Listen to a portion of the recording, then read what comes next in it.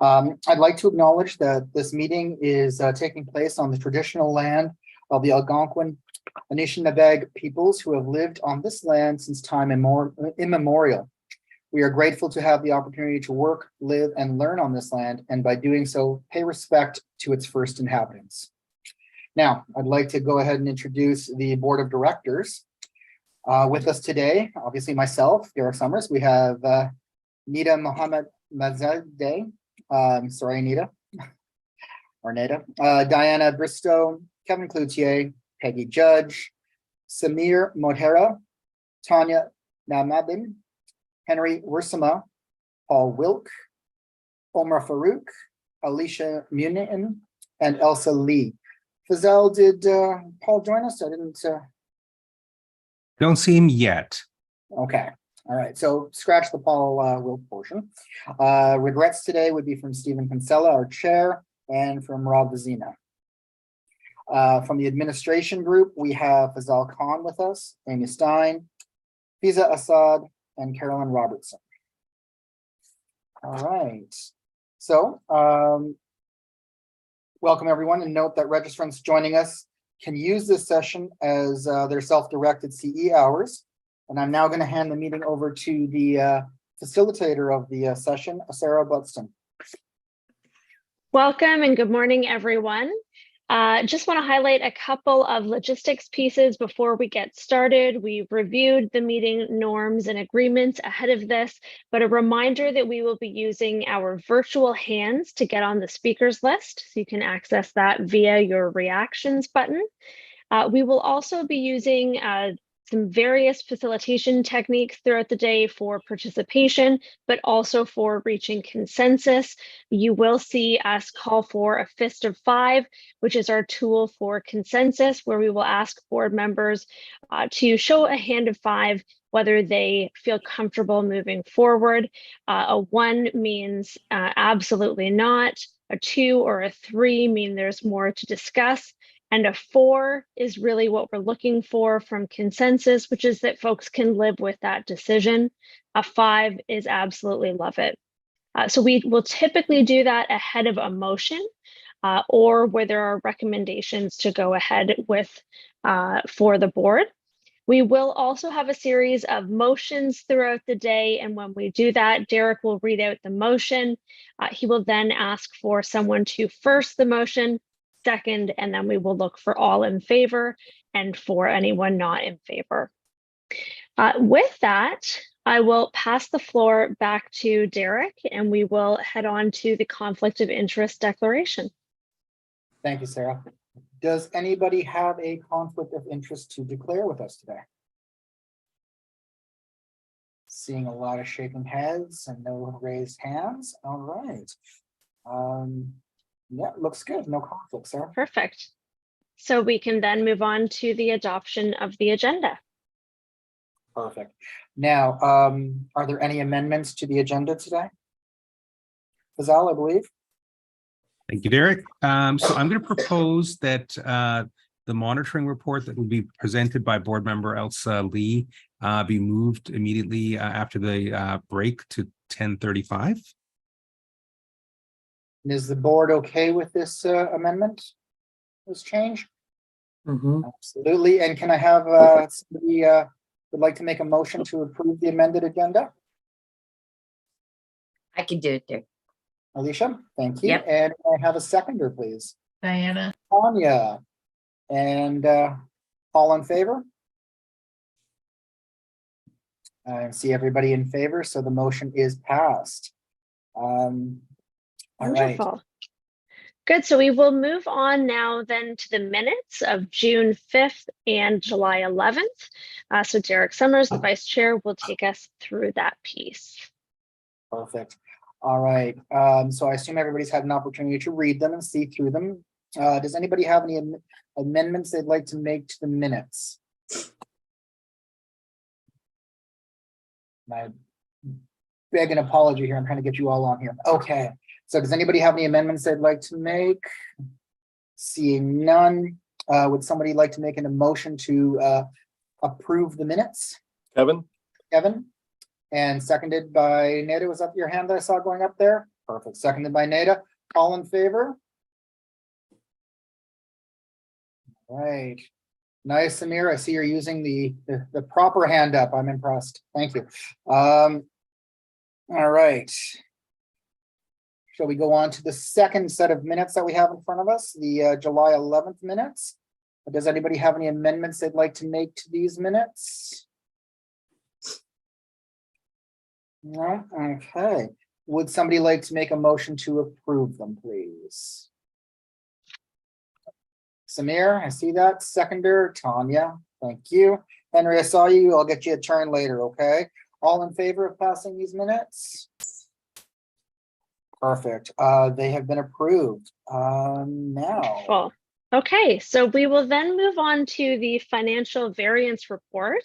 And we are going to invite Fiza Assad, the Human Resources and Accounting Specialist, to take over that piece. Fiza, go ahead.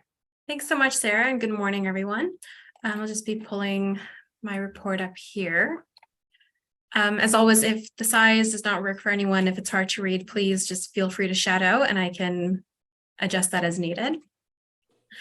So before we jump right in, just a quick recap about the variance report. As a reminder, I know we've been through this a few times this year, but the purpose of this variance report is to provide an indication of whether revenue and expenses are trending in line with the expectations that the college has for a particular point in the year. So we do still have about 33% of the year remaining, as this report is dated for August 31st, 2023.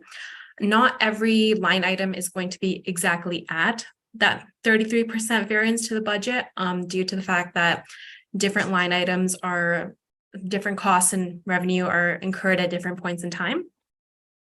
So I guess I'll just jump right in with revenue first. So as of August 31st, our total revenue is $3,371,471. And that is currently a 6% below budget. Again, due to the fact that we still have a few months remaining to account for, we are trending well to meet our budgeted target and possibly exceed for the year. Just a few things that I wanted to flag in these two line items. The first is line item 5, national examination fees. As you can see, we're currently 79% under budget. And the reason I wanted to flag this is because I believe Samir had brought this up in another meeting, is that we look like we're trending very low for revenue compared to previous years. This is actually more of a correction. So when the pandemic first hit, we saw a significant drop down in revenue due to COVID-19 impacting exam operations. 2021, 2022 were a bit of an anomaly and sort of an overcorrection where we saw a lot more money coming in due to that backlog being covered. And now we're stabilizing again. So it does look like there's less money coming in this year, but this is actually trending well for what we've accounted for. And as you recall, we haven't had any exams in Q1. So this is really capturing the exam session for June only. We will have additional revenue coming in October and November for the Georgian and La Cité exams. And so this number is going to be reaching the budgeted amount. The other line item I want to focus on is interest and investment income. Just to note, yes, we budgeted a little over $170,000 for this year. We are currently just over $48,000. A large number of our GICs are maturing in October and will be captured in the Q4 report. Are there any questions for revenue before I move on? Any questions in the revenue portion? Samir. Thank you, Fiza, for going over the national examination portion. And actually, my question was around that, but thank you for answering that earlier. Line 7, miscellaneous revenue, that I would like to touch on a little bit. Just wondering, I know we're trending well for the year to date. Just curious, why was our 2023 budget was dropped compared to the last year as of August? I could see it's 45,470, but our actual budget for 23 is 14,970. So I'm just kind of curious why. Yeah, for sure. Yeah. So for those previous years, we were still eligible for the COVID-19 relief subsidies. So we were still getting quite a bit of money from there. As of the end of 2022, we were no longer eligible. So we did not budget for any of that for 2013, and we have not applied for any either. Thank you. Any other questions for the revenue portion? Okay. I'm not seeing any. Fizai, go ahead. All right, wonderful. So we'll move on to board and committee expenses. So board and committee expenses as of August 31st are $61,518 and currently 67% below budget. This is a section that we go over every meeting in terms of the fact that realistically, these numbers are going to be more accurately represented in the Q4 report. This is just due to the fact that we still have meetings scheduled for the remainder of the year. We also receive a bulk of our expenses in Q4 for earlier meetings too, just due to the nature of, being able to get the expense submissions in. Thank you. I will be sending out reminders to everyone. So please just be, you'll get little emails and pokes from me before December. So we will definitely be seeing these numbers more accurately reflected. Also, we did budget for at least one in-person meeting for our committees, and to date, there have been none. Are there any questions for board and committee expenses before we move forward? Questions about the expenses? Okay, not seeing any hands. Go ahead, Fizai. And then finally, going on to operations and administration. So as of August 31st, we were at $1,720,102 and 45% under budget. This is to show that most of our line items are trending well as expected, kind of close to that between the 30s and 40s mark. A couple of line items that I wanted to draw attention to here were line item 26, external personnel. We are currently 62% under budget, but of course, as mentioned earlier, with the exam revenue coming in, this expense line item will also be coming back up. So we'll be closer to the actual budgeted amount. As well as for external relations, we still do have a few events planned for the remainder of the year, as Fazal mentioned in his registrar's report as well. So this line item will also be reaching the budgeted amount. Are there any other questions for operations and administration before we move on? Any other questions at all from folks? Okay, seeing some shaking heads and no hands. So I think that looks like there are no additional questions for that. Okay, I guess I'll pass it over to Derek. Yeah, wonderful. So with that, because there are no further questions, we can move to Derek then for a motion. All right, can I get a motion to approve the financial variance report? Diana. I see, heard Diana, and Kevin, are you good seconding that for me? Perfect, all in favor? Excellent, that motion passes. So fun thing, we are now supposed to start the financial variance report according to our agenda. Are you guys okay if we pull up the portion that Elsa was going to do for us? If you're ready, Elsa, with the 5.0 role of the board officers, or do you guys really need to take a break now? All right, so let's do that. So Elsa, if I can hand that off to you, please. Yes, thank you, Derek. Hi, good morning, everyone. So I was tasked to prepare a report on how well the board has been following and complying with these policies in the board's governance manual. The policy monitored for this report is the role of the board officers policy 4-05, and the report covers the period from October 2021 to September 2023. On October 5th, 2020, the board approved the board policy development policy 4-24. This policy provides that the board will directly monitor 8 of its own board policies. This governance process was implemented to ensure that the board is regularly checking to make sure it is following its most important governance process and board staff relationship policies, and to provide opportunities for feedback and or course corrections where needed. So a monitoring report on the role of board officers policy is attached as Appendix A. A copy of the policy is attached as Appendix B. The board should consider the following questions when looking at this chart, this report. The first question is the board identifies that the board has interpreted each part of the policy. Does this board agree that these interpretations are accurate? Number two, does the board believe that any of these policies areas should be interpreted differently? Number three, does the board agree with the evidence identified in the report? And finally, does the board have any recommendations on steps that should be taken to address any concerns that have been identified? So moving along to the report Appendix A, there are three criteria. The first one is the mandate and responsibilities of the chair permit the board to achieve its strategic goals and mandate.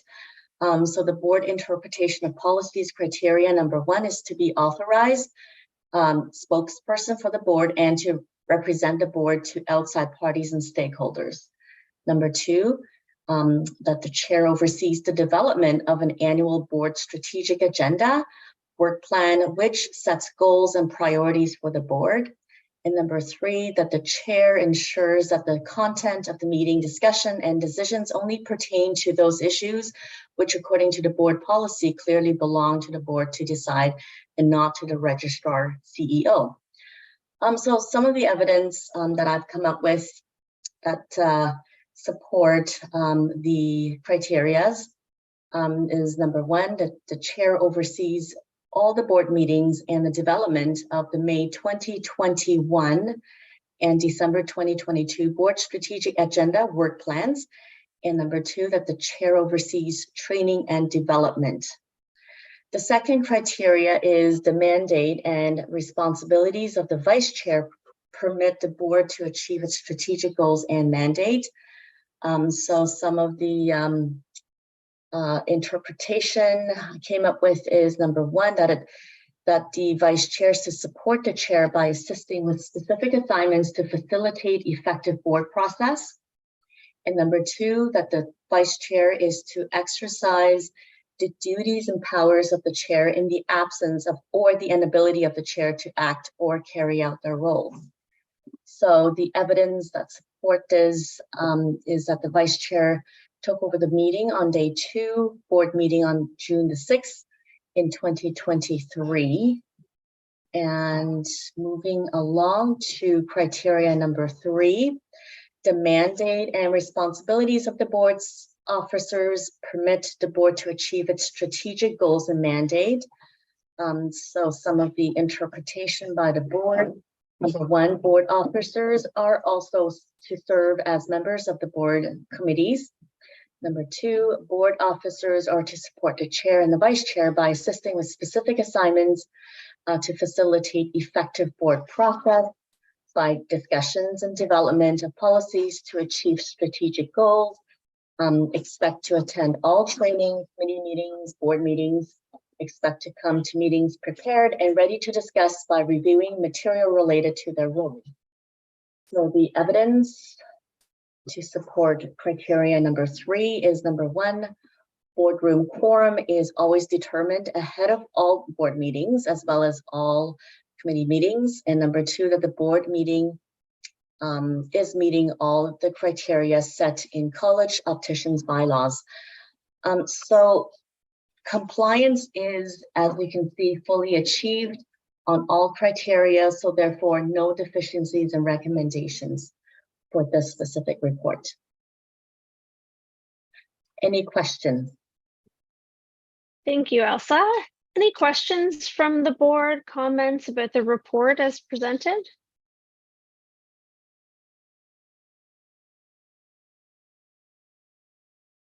Henry. Excellent report. Very well, easy to read, easy to understand. Well done. Thank you very much, Henry. Okay, and seeing some claps with the emoticons as well. Derek? Yeah, I was actually going to kind of echo what Henry said. Very well done, Elsa. It was a good report. I know the admin team helps with the gathering of the information, so good work, team. And It's always nice when we get a good report card. So thank you. Thank you, Derek. Okay. Any other comments or questions based on that report? Okay, and we didn't have any recommendations coming out of that. So Derek, I think with that, we can move straight to, oh, we don't even need a motion rather. So We don't. we are okay. So we will thank Elsa for that report. All right. So just taking a look at the clock again, we seem to be chugging along really well, Sarah. Diana, are you ready to start your section? Where'd your picture go? There you are. You're muted, Diana. I'm here. All right. So I Okay. will hand that off to you for the next section if we're good. Excellent. And if we could get, there's the briefing note up. Good. So we're Perfect. going to move on then to, we'll move ahead with the posting of the board materials policy, and that will be presented by our Chair of Governance, Diana Bristow. Go ahead, Diana. We've got 4.1 up on the screen. I just want to make sure we've got the right one. Yeah, okay. As you know, at each meeting, the governance committee brings forward policies that are scheduled for content review. This quarter, there was one policy up for review, and that was the posting of board materials policy. The committee is recommending the status quo for this policy. I'll go through this policy and turn it back over to the chair to call for a motion. The public interest consideration identified for this policy is that reviewing the content of governance policies ensures that policies are consistent and effective, and that the college is up to date with regulation, technology, and regulatory best practices. The policy governs the process for posting board materials to the college's website ahead of public board meeting sessions. There's no updates are being proposed for this policy at this time, and the policy seems to remain relevant to meet the board's needs. Did everyone have a chance to read this, or would you like me to read through it? See a lot of nodding heads, Diana. I think everybody's actually had an opportunity to read it. So I don't think you need to take us through page by page, word by word, but go ahead. Okay, so I'll turn it to Sarah for questions and comments. Wonderful. So thank you for that summary, Diana. Are there any questions or comments from the board?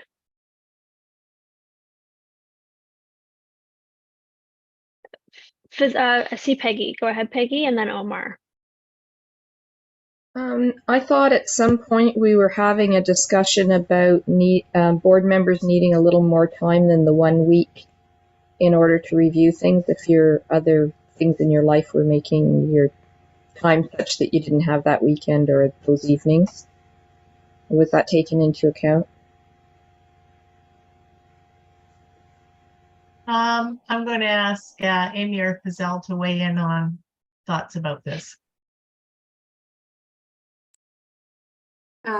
I can jump in if you like, Diana, thanks. So I think there has been a number of conversations about this sort of every time this policy comes up for review. And one thing, we just kind of want to make the board aware that there would be, a bit of a ripple effect to posting the materials earlier than the policy is indicating right now, just in terms of the lead up to each meeting and what sort of happens behind the scenes in order to get us there. So one of the things that we do is we schedule committee meetings so that there's time to get those materials turned around and posted to the board in time for the meeting. So that would mean backing up committee meetings and possibly having materials not making it to the board in the quarter where the committee has dealt with it. So, there's a bit of sort of, I think, unintended consequences around that. And previously the board had looked at this question and decided that, the time right now was sufficient to meet people's needs, and the policy hadn't been updated. But of course, if there are changes that the board wishes to make, that's certainly something that, we at the back end will accommodate. It's just a matter of the board sort of being cognizant of the sort of ripple effect of that. I'll see if Fazal had anything to add. No, that's pretty much it. The executive meets typically a week before the board meeting. So that would have to be backed up for sure. And then definitely if registration, for instance, was meeting to approve something, their cutoff would be that much sooner. And so any new business from them would end up getting bumped to the next quarterly board meeting. So that 1 week could put off a lot of decisions into a totally different board meeting. Peggy, did that help to answer that question? It certainly makes me understand why we don't have an official change. I'm just wondering about what goes on the back end when we have a Monday meeting like this, and the materials need to be posted, I believe, a week ahead, which would be a Monday. And I honestly don't know whether this time around it was Monday or not, but is there any way in that sort of situation that they get posted late on the Friday? Are you guys done what you need to do at that point, or are you still using Monday of the following week to prep? Because if you back it up even that one weekend, it gives people the weekends to review it. And I mean, I have no idea what kind of problem this is for anybody. So it really depends, I think, on how much the rest of the board is preparing that far in advance. Stats that we see looking at the boardroom opening rates, most of the board is actually looking at their stuff late in the week or actually the weekend before, like the weekend of the board meeting. So, for the odd person to need it 2 weeks in advance, the admin team is actually working Friday and partly into Monday and sometimes over the weekend. So it really depends if it's critical to the entire board. no, fair enough. And, I guess I was talking about not weeks, but 10 days or something. But if people aren't doing that anyway, then it doesn't make any sense to add that extra stress to you guys. Okay, thank you, Peggy. Henry, I see your hand, but I think we had Omar next in line. Omar, did you still have a question or comment? I just have a comment, which is not related to the point that Peggy brought up, but I just want to say that I view this as a refreshed governing policy, which is in line, as always, with the college mission statement. So I just want to acknowledge that. Thank you, Omar. Henry. It's okay. It's fine. You're good. Yep. Okay. Any other questions or comments? Diana? I was just going to say, did anyone have difficulty, or ask, I guess, did anyone have difficulty with the amount of time they had to prepare for today's meeting? Not me. Seeing a lot of shaking heads. Everybody seems to be good. So I think we should just kind of run with what we've got, Diana, unless it comes up as an issue. Of course, the admin team will monitor it for us. And if they start getting concerns, we'll definitely revisit it. I think that works for the group, doesn't it? Yep. Okay, I'm seeing some nodding hands. We could do a show of consensus if we need to. Peggy, a last comment on that piece? Does this apply to the committees as well? This policy does not officially apply to the committees, Peggy, but we do follow the same principle for posting of committee materials. Okay, I'm just thinking sometimes ICRC, right, have a lot of reading. Yeah, and the team in that department, they do make best efforts to post things well ahead of the 7 days where possible, and to also give the committee a heads up when there's going to be a particularly lengthy file to review. Thanks very much. Okay, wonderful. In Diana's presentation, she highlighted some public interest considerations around consistency, effectiveness, maintaining being up to date, Are there any other points of consideration from a public interest standpoint that anyone would like to highlight with respect to this decision?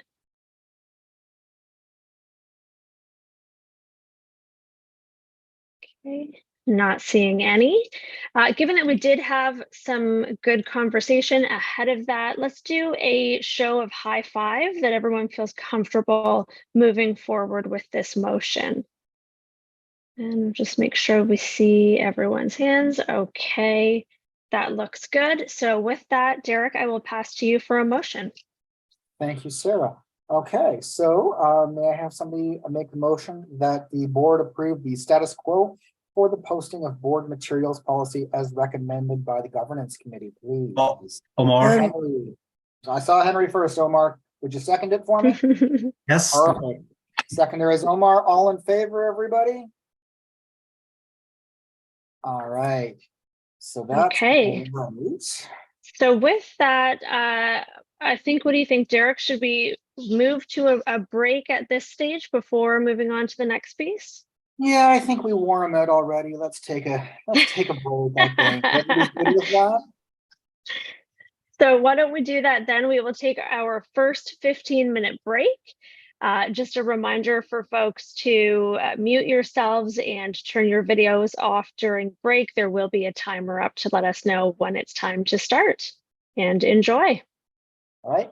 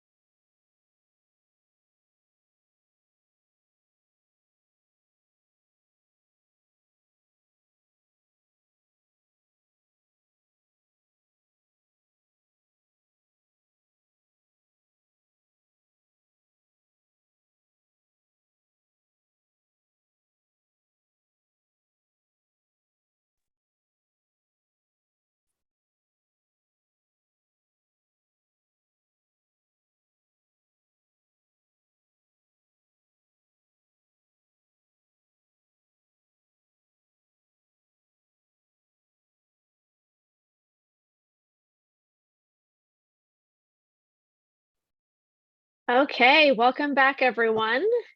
Hopefully you had an opportunity to have a stretch, get a refreshment.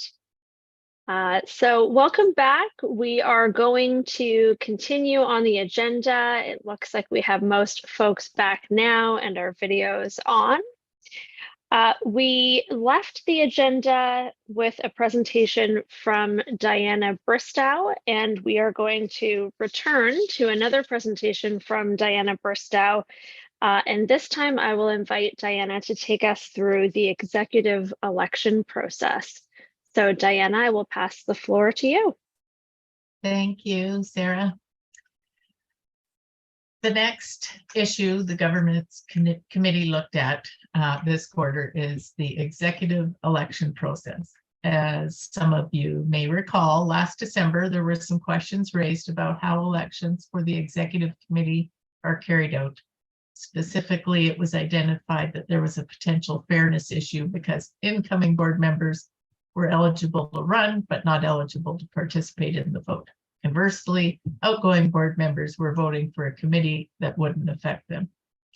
The governance committee took a look at this issue at a recent meeting, and we are bringing forward a proposal today to make some amendments to the bylaws that will address this issue.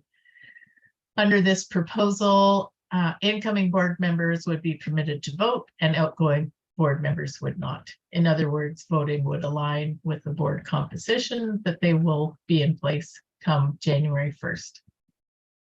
After the vote, the current board that's sitting in December would be asked to make a motion to ratify the election results and appoint those individuals as the executive for the following year. The committee is of the view that this change will be in the public interest because it will make the process more fair, transparent. From a DEI perspective, the committee felt it would be more inclusive to allow those who will be sitting on the board during the year in question to participate in the vote. And this is a interesting one for me because I'm right at that position where I'll be on the outgoing. And so I can see how it's of interest to the people coming in to be involved.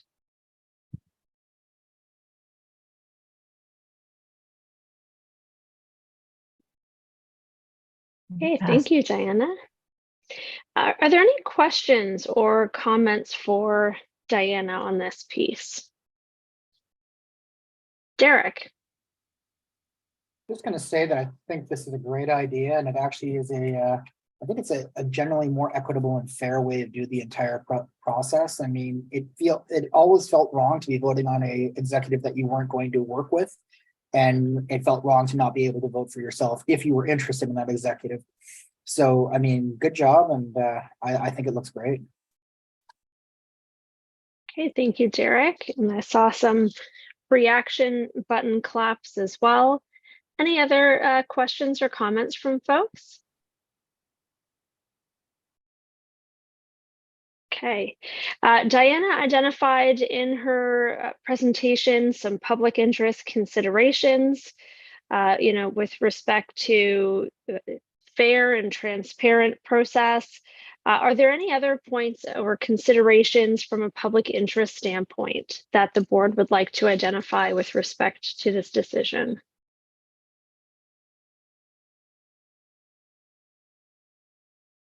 Okay, I'm not seeing any.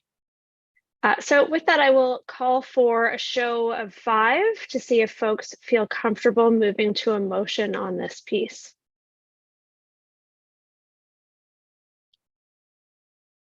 Okay, seeing some. Dorina, I think I just missed seeing your hand. Perfect. Okay. Elsa, did you have an additional question or comment or that? Okay, perfect. So with that, I will pass the floor to Derek then for a motion. Thank you, Sarah.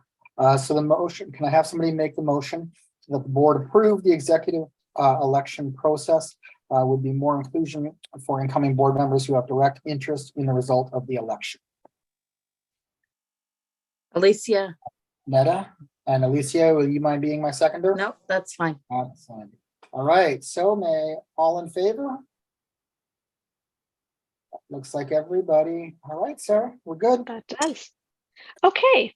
So we will now move on to the monitoring reports because we did Elsa's section earlier in the agenda. So with that, I'm going to ask Fazal Khan, the registrar, to take us through the communications and support to the board monitoring report. Go ahead, Fazal. Okay, thank you. So just, I think this is pretty familiar to most of our board members, but the way that the briefing note is prepared is you've got a column that has the policy, you've got a column that has interpretation, and you've got a column that has evidence. And then at the end of the briefing note, there'll be two motions. One is whether the interpretation is correct, and one if you feel that based on the evidence that it's been achieved. So that's sort of how to read the briefing note. And if those are anybody who's looking at it from the outside, from the public, or anything that's joining us, that's how this document is read. So I'll go over a couple of sections from each paragraph and just touch base a little bit to highlight a few things. And then I'm happy to take any specific questions if I don't touch on something. So the first part here, the policy, it says the CEO will provide the board with adequate information to support decision-making. So evidence-wise, we've got in that column some actual things that we have done in this quarter to achieve that. Or what we hope you will feel has achieved that. So for instance, we've been working on standard 8, the refraction standard, and talking about rescinding that standard. So in order to give the committee and the board enough information, the initiatives that we took on were we held a focus group with the refracting opticians that actually have that designation to hear from them. We did 2 separate surveys, one to the refracting opticians and one to all of the registrants at large who don't hold the refracting status. We also had input from the provincial and the national associations. So all of that was sort of gathered in a briefing note given to the clinical practice committee for them to inform them on their discussion as far as what they were going to recommend to the board, which you'll be seeing later today. Similarly, for the registration fees, we did all of these surveys, but we also went further and engaged our registrants at the trade shows that we went to during the spring. And when we were given speaking spots, we also engaged them sort of through our presentation and took questions and answers. As well, we did a lot of blanketing with social media posts to remind people that the surveys were out. We did reminder emails. So we did a lot of efforts to make sure that we had as much engagement as possible. Furthermore, we've engaged Leger Marketing to do a survey. And initially we were starting out with a survey of Ontario patients to talk about or try to hear from patients as far as what's their access to eye care and the quality of eye care. We've been hearing a lot of things from industry saying that it's becoming very difficult to find opticians. And so we wanted to hear from a public perspective, what's their experience in accessing opticianry services. So not only were we intending on engaging Leger to get us this information, but we also collaborated at the national level, and we're able to enlist the rest of our national partners to join in on the survey and expand the reach of the survey so that it's not just Ontario, but Canada-wide. So that we'll talk about that a little bit more in the next report that I'll give you. But again, we're trying to always give you as much information as possible. The CEO will provide monitoring data required by the board. In the evidence column, you'll see that as scheduled, we delivered 18 monitoring reports during the last cycle, and that no other reports were requested at the time from the board. So we fulfilled the schedule that was required in front of us. The next box, CEO will advise the board about any actual or anticipated non-compliance with the strategic outcomes or operational boundaries policy. That's done through the monitoring reports. You receive the strategic outcomes policy and the operationals policy, and there were no instances of non-compliance during those reporting periods. Furthermore, the CEO will advise the board about media coverage, threatened or pending lawsuits, and any material changes or events, including executive personnel. So Typically, these types of things are sensitive nature and are discussed in camera. So we recorded in the evidence box that the board went into camera December of 2021, Feb 2022, May 2022, March 2023, and June 2023. Updates on all staffing, board, and committee member changes are typically reported through either the registrar's report and or through email. So we are constantly sending little heads up as to what's happening that way. The box about the CEO will not present information in an overly complex way or in a way that fails to differentiate between board decision-making and monitoring. So typically your briefing notes, they're all reviewed by senior staff team to make sure that they're clear and accurate and as succinct as possible and comprehensive.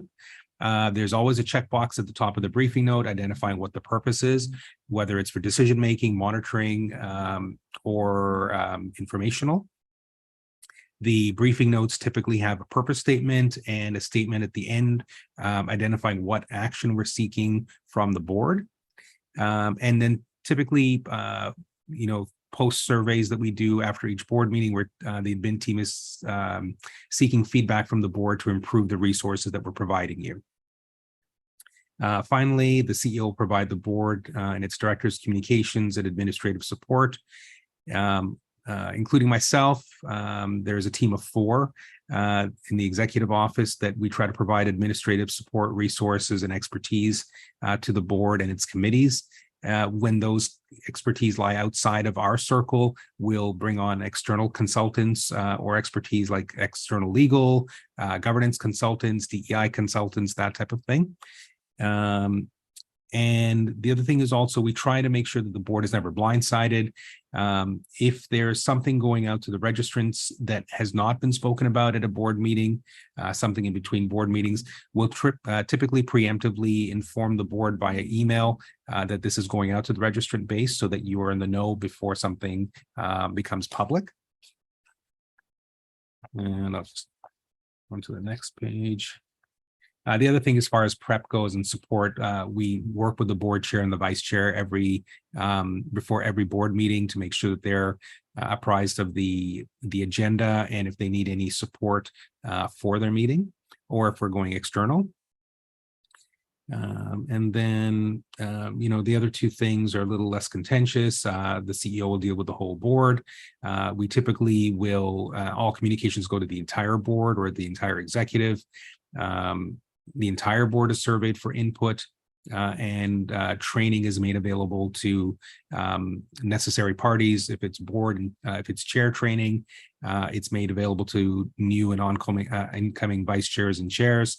For the most part, our training is available to the entire board. And then as far as consent agenda, typically the only consent agenda items are the committee meetings, committee meeting reports, which are at the end of the day, and we sort of approve them in one motion after they're reviewed by the board.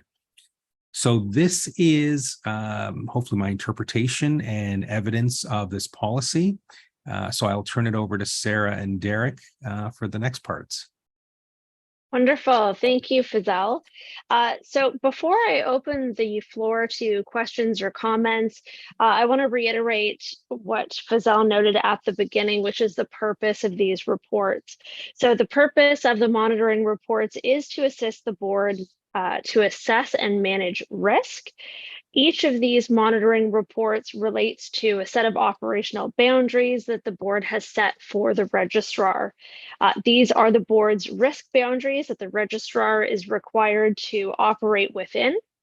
And as noted, when the registrar brings forward a monitoring report on an operational basis, the board will be asked 2 main questions, and we'll get to those in a moment. The first being, was the registrar's interpretation of the policy reasonable? And then the second is, did the registrar comply with the policy as reasonably interpreted?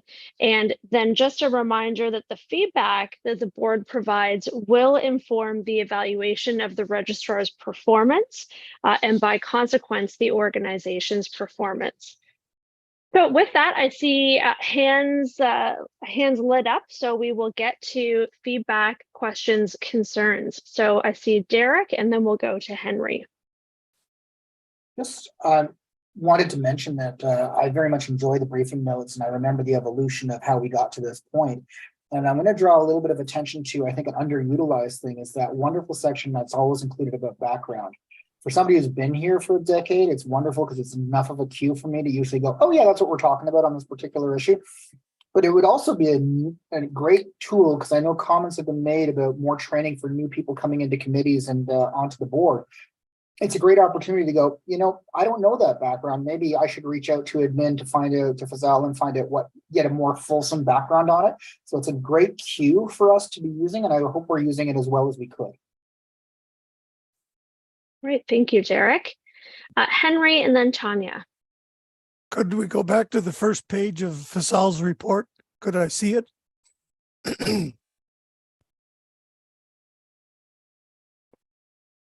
Okay, yes. Okay, Fazal, explain to me why all opticians are not refracting opticians. Sure. That is a long and packed story. Cole's notes. Cole's notes, and we are going to be talking about this a little bit more later in the agenda, but there was a designation that was being offered for a very short window, and at the behest of the ministry was ceased in 2010. It started in 2009, carried for a few months to 2010. I will definitely come back to this in that agenda item because it speaks about sort of the evolution of refraction and our collaborative relationship with optometry that had changed sort of the working relationship and how refraction has evolved. So if you don't mind, I'll get to that one. I kind of figured that. Then the other question that I have, which also might come out later on, is how deficient are we in Ontario in terms of numbers of opticians? And, you know, when you go to one of these meetings, you mentioned in your report, you had 100 people out. Is that a good number? Are we looking for a lot more? But is that going to come up later? And I didn't read any specifics on that. Yeah, no, I can answer that. The 100 or so opticians coming out, that was specific to the Ottawa meeting, and that's actually a good turnout. That's historically about what we would see when we visited, 100, 120. Typically in Toronto, we are doing 2 shows with the 2 big organizations, and we'll see back-to-back weekends, maybe 500 to 600 opticians at each show. So we're meeting a lot of opticians. As far as the question about are there enough opticians, that's a question we're working on. So the Leger survey is part of that puzzle, gauging need from patients. And then the roundtables that we're doing with industry 1 or 2 times a year are sort of giving us a demand retail wise, but we wanted to see what the demand was public wise. And sort of see where the gap lies in between those 2 sort of interest groups. So that is evolving or unfolding as we speak. We just got the Leger results back, and they're just finalizing the report to us. So we're not in a place to share it at this meeting, but we will be shortly. Great. Thank you very much. Thanks, Henry. Perfect. Thank you, Henry. And we'll make a note to just connect back with you at the refraction portion of the agenda to make sure that those questions were answered. For sure. So let's hear from Tanya and Samir. I'll echo Derek on the briefing notes. I think our briefing notes are always really well put together, and I love when they point out specifically what we're trying to achieve from that part of the agenda. But I also was just wondering about, are we seeing kind of the same amount of responses to our surveys, or are they increasing at all? I know like sometimes we're not getting a lot of responses. So it really depends on how exciting the topic is.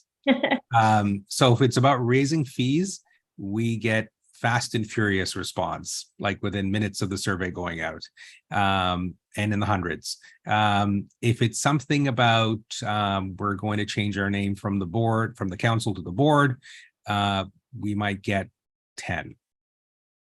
So it really depends on how much it impacts the registrant base. But one thing that we do is we try to make sure that we've informed everybody. We'll also inform some of our partners or stakeholder partners like the association to retweet or reshare our social media posts just to get the word out there that there's something that we want to hear from people about. Okay, thank you. No problem. Thank you. Samir and then Diana. Thank you, Fazal, first of all, for the great presentation. Definitely your report. Actually, I don't have to go thoroughly look through the notes at all. I could read that and I can kind of gauge it out what you're trying to explain to the groups here. To earlier Derek's comment, that was the comment actually earlier I wanted to make it. The background is actually much important when I joined. I remember when I joined board back in days, first thing was struggling where to start from, and the background actually information helped me a lot. Also, not to forget the consideration portion as well, like public interest and diversity, equity, and inclusive consideration. Those are actually one of the biggest thing that as a board, we are here to achieve. So I kudos to you and team. Excellent work. I thank you. I just want to say great work. Thank you. Thanks, Samir. It's an evolving thing. We struggle between too much information and it gets onerous to read the briefing note and an accurate sort of narrative to get, because we also keep the perspective that this briefing note is being read by the public. And if somebody were to pick this up and read it, would they understand what the board is talking about? So we're always trying to find that happy balance. And I do encourage board members when they're preparing that if it's not enough material or you're new, then to reach out to us and get a conversation going to bring you further up to speed. But if the board is feeling something's off, please in your exit surveys after each board meeting, give us a tip on that and we'll try to improve it. Right. Okay, let's go to Diana. I was just talking about the surveys and getting response. I just wanted to reiterate something we talked about at an earlier meeting, which was having a set of questions when re-registration takes process. It's sort of you're forced to answer these questions, and that might help build on responses. Diana, you're talking about questions when people are renewing their registration with us? Yes. Yeah. So if they had to go through a series of questions while they're doing it, then it helps get a few more responses. Yeah. We could consider, for instance, an exit survey after the registration, the renewal, to check in on experience, the experience of the registrant and other things that might be interested. Sometimes we're looking for something between board meetings as far as input goes, and so we can't wait till the end of the year for that moment. So we can take advantage of it when it works. Okay, and we'll hear from Derek. I just want to build off a little bit of what Diana was saying and just say, as a professional member who's doing that registration, there's a lot of questions already. Yes. There's a lot of pages to go through where I have to assess myself and my practice and fill in all of the stuff so you guys know where I'm from, who I am, and all of that fun stuff. If we're going to add questions, please limit the number. Do not give me another page of questions to answer, please. Okay, thank you, Derek. We're going to go to Netta for last comments on this piece around communication and support, and then we will look for consensus. Netta? Thank you, Sarah. I just want to echo Derek's comment because the renewal time is a little stressful for opticians.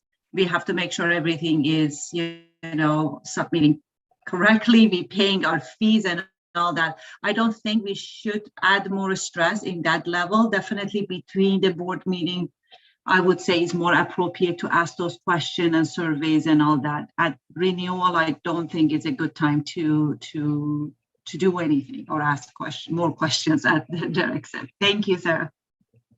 Thank you, Netta. Okay, so hearing some feedback and considerations for future surveys to be added to that report. Didn't hear any specific concerns related to the interpretation of the registrar's report, but were there any steps taken that anyone was uncomfortable with? Okay, I'm not seeing any. So with that, we will do a test for consensus before moving to motions on these reports. I see a show of 5. Okay, that looks good. So Derek, I will pass to you for our 2 motions on this piece. Thank you, Sarah. And as you mentioned, it will be 2 motions. So I'm going to be looking for somebody to make the motion that the board approve that the registrar's interpretation of the policy was reasonable. Who have I got? Tanya, I see. And Henry, would you be my seconder? Perfect. All in favor? Excellent. That motion passes. And then we're going to move on to the second motion.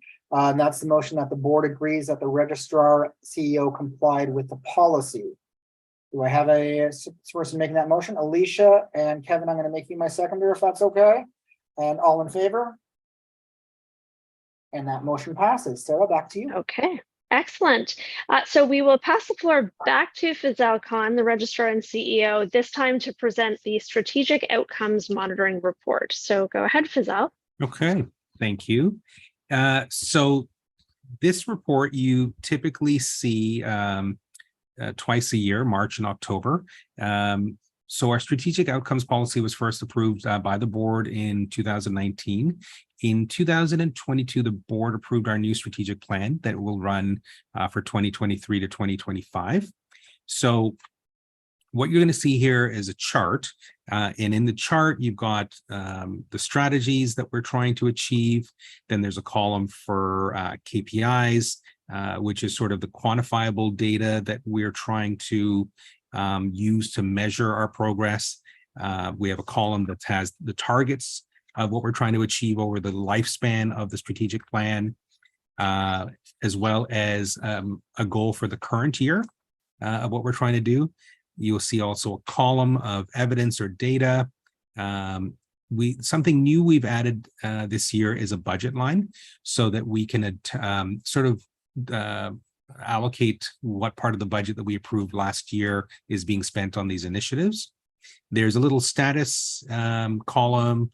So you're typically seeing either a sort of an arrow going up, sort of which is in progress or happening, or a little check mark indicating it's done.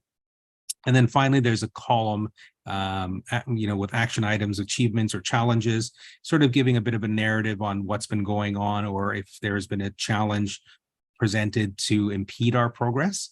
So there's a lot of information in the table. And what I'll do, I'm hoping that you've had a chance to look over the entire table. I'll just hit a couple of high spots in each section, just to let you know what we're up to, type of thing. And then I can take some questions from the board. So starting with goal number 1, safer and more inclusive patient care, which is sort of our public pillar of our strategic plan. One of the things was to develop resources for patients. Our goal for 2023 was to develop at least one resource. Some of the evidence to that was that we've been creating website content about unauthorized practice and the role of opticians. And this information is being shared via our website and the intake portal, which I'll speak to a little bit more in a moment. Budget-wise, it says C line, the line 1.2.1. So you'll kind of just scroll down a little bit and you'll see 40,000 affixed to it. That 40,000 is sort of spread because this initiative kind of straddles a few action items. But basically, status-wise, everything is going well. We're on track for this year's goal. Scrolling down 1.2, a reduction in risk to the patient as a result of reducing unauthorized practice. So some of the strategies were to implement additional resources around the enforcement of unauthorized practice. Unauthorized practice is essentially patients dealing with non-opticians for their eyeglasses and contact lenses. So key performance indicators, we wanted to launch, to update the program and launch the updated program. And the program launch was targeted for 2023. So far, as of September 2023, which is this last month, just a couple of days ago, our website went live with information on unauthorized practice. The team is here from Professional Conduct, and they're going to actually take you through our presentation in a few moments. So I won't go into too much and steal their thunder, but they've been working very hard over the last 6 months on creating content that's public facing, store and retail facing, and for registrants, and creating intake forms and updating the website and all of this. So they're going to walk you through all of that. So that kind of talks to that entire strategy around unauthorized practice. Patient care is more inclusive and culturally safe. So this is something that's not going to happen overnight. It'll span the entire, I think, 3-year strat plan. So things like educate and support opticians in developing and maintaining competency around diversity, equity, inclusion, and cultural safety. Ultimately, we want to approve a standard of practice on anti-racism and cultural safety and humility. To start with that, we identified that we first need to engage communities that have experienced marginalization and racism and other forms of exclusion. And to do that, we are retaining consultants to help us establish relationships with these communities and engage them. There's a famous saying that comes out of British Columbia where they say nothing for me without me. So we're trying to develop these standards for these marginalized groups, but we should be checking in with them as to what they're experiencing before we figure out what the solution is. So I'm excited to say that we've retained a consultant to help us get into these communities. We'll be hearing a presentation right after this from Council, which is our government relations firm, and they're going to be talking a lot about the engagement efforts that we're going to be doing using their help. Exploring initiatives to promote access to opticianry services for equity deserving groups. That's 134. Again, aside from the Indigenous community, we've been in talks with the town of Durham.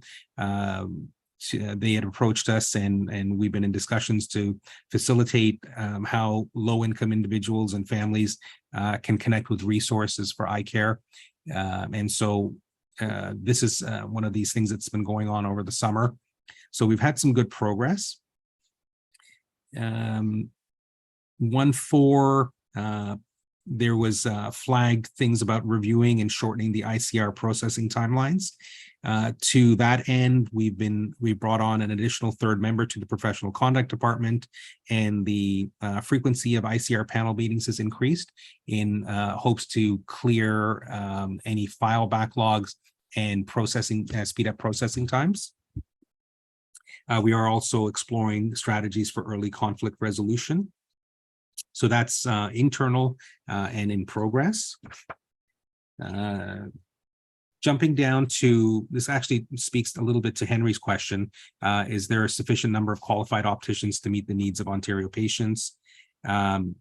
Strategies identified include public outreach, reducing unnecessary barriers, collecting data on attrition, and collecting data on patient access. So as far as collecting data on attrition rates, we have been collecting that over the last year or so, both in-house and at a national level. That was giving us some concerning figures that essentially optician rates are flat across the country net when you include new opticians coming in versus opticians leaving for reasons such as retirement. So the growth curve is essentially flat there. The next thing was to see if the patients were feeling any sort of pinch as far as accessing opticianry care. So we're putting all the pieces of the puzzle together from different corners. Backing up to the public outreach piece, the college is working with NACOR and another marketing committee to try to, we've always been focusing our efforts on domestic awareness to try to bring people into the profession. We're trying to add another arm to that through international recruitment. There are a lot of internationally trained professionals, and so most of our marketing is inwards facing in Canada, but we are seeing large numbers of student bodies at Jordan College and Seneca College who are international students who are looking to social media to find their information, TikTok and YouTube and things like that. So we thought we should probably get in front of these students as well so that we can inform them about the PLAR process. As I mentioned earlier, we've engaged Council Government Relations to support our efforts, not only in engaging the Indigenous community, but we're also have engaged Council, the federal branch of their group. We're dealing with the Ontario group on a regular basis, and you'll be hearing from them today in a few moments. But they also have a team at the federal level that looks at policies that are a federal nature. So things like immigration is more of a federal policy discussion. And so they're engaging their contacts in Ottawa to see if we can reduce barriers for internationally trained people finding difficulty in getting their immigration status. So a lot has been going on, and I'm only at goal 2. Ensuring standards and guidelines and policies are evidence-based. We had set a goal to, during the course of the next strategic planning cycle, to review 100% of all our standards and guidelines, with 1/3 of them being reviewed for this year. We're right on track. We've got about 20% of our policies that have been reviewed to date, with more that'll be reviewed in November, December, so we'll be on track there. We're already at 30% of our standards because we've looked at standards 4, 8, and 10. So we're chugging right along on that goal. Dropping out of 2.2, ensuring college communications are transparent and relational. That's always been an ongoing thing. We're always trying to make sure that our communications are succinct and plain language. So we very much spend a lot of time making sure that we're not using too many acronyms and too much shop lingo when we communicate out to our registrants or stakeholders. As far as 2.3.3, increase opportunities for registrant engagement, we're very active. You've got a little list here in the box of all the trade shows and events that we're going to, Ottawa, Toronto, student events. So we're definitely taking any opportunity to get in front of our stakeholders. As far as streamlining board governance in accordance with provincial and Canadian best efforts or best practices, you are constantly seeing governance streamlining initiatives. Pretty much every morning of our board meetings is packed with lots of governance. As far as 3.1.2, adequate resources invested in technology and human resources. Over the summer, we've been looking, or the past 6 months, we've been looking at salary bands and adjusting them based on the most recent compensation studies. We always do an annual review of our technology and technology inventory of our needs to make sure that we're ready for the following year and we're budgeting accordingly. I'm just going to jump down to 3.3. Explore opportunities for collaboration with optometry. I'm happy to say that the college is in process of exploring a joint initiative with the College of Optometrists. We are, as I said, with Council Government Relations, we're going to be engaging the Indigenous community with regards to their experiences with the dispensing of eyeglasses. We thought we would reach out to optometry because they also dispense eyewear. And rather than optometry approaching the Indigenous community and then opticianry approaching the Indigenous community and the small nuances between prescribing and dispensing, we thought if we go in jointly, we can engage the Indigenous community on their eye care experience, both exams and dispensing.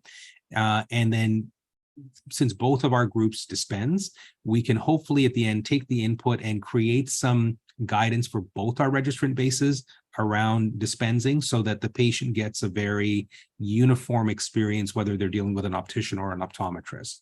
So I'm really pleased to say that optometry has agreed to jump in on this venture with us. And there will also be cost sharing, which will benefit both colleges. So I think it's going to be an exciting initiative that's growing. As far as collaboration and opportunities with other health regulatory colleges to share resources, we've had a bit of a busy summer. We did a little pilot project, which I'll talk about in my registrar's report, where we're looking at space sharing opportunities with the College of Pharmacists.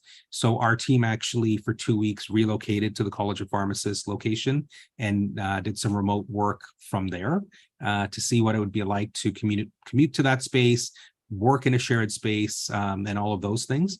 The other thing is we've also been showing our space to other small colleges of our size to see if they'd be interested in sharing space that we have here on the days that we're not using it. So we're looking at innovative ways to reduce our rent and overheads.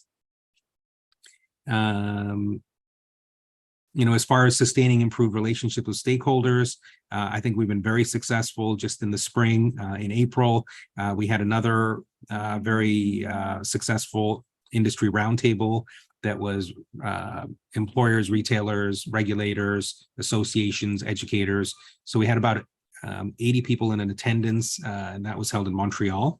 So we were able to talk about the different issues from different perspectives facing the profession. And as I said, you know, as far as participating in events and conferences, they're all listed out there. We're pretty much, no stone is left unturned. We're kind of attending everything that's relevant to us.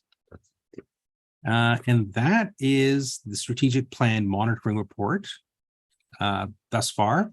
It's early in the game as far as our 3-year cycle goes, but I think we've hit a lot of milestones and got some really excellent starts on a lot of projects. And I am happy to take any questions from the board. Very good. So thank you, Fazal. So similar to the last report, really this is about assisting the board to assess and manage risk that it relates to a set of operational boundaries that the board has set for the registrar. And so I will open the floor to questions on 2 fronts, one being, was the registrar's interpretation of the policy reasonable? And then did the registrar comply with the policy as reasonably interpreted? So questions, comments, feedback from the board on those 2 fronts. Henry. Yes. Wow. Very impressive as a public board member. I have all the information I need to understand what's going on. It's as clear as crystal.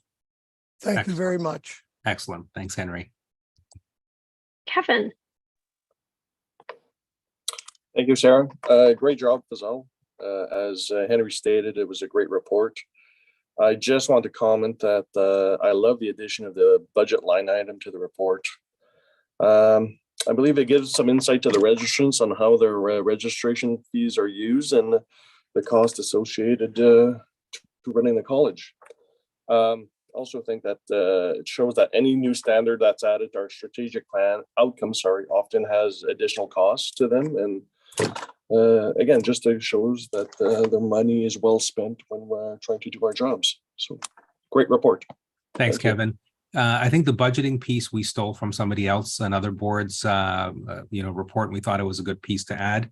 I will say 2 things. This is basically the amalgamation of all the work that's happening in all the different committee corners. So I thank the team for the efforts that they're extending, and a big thanks to Amy, who's in charge of compiling this big monster.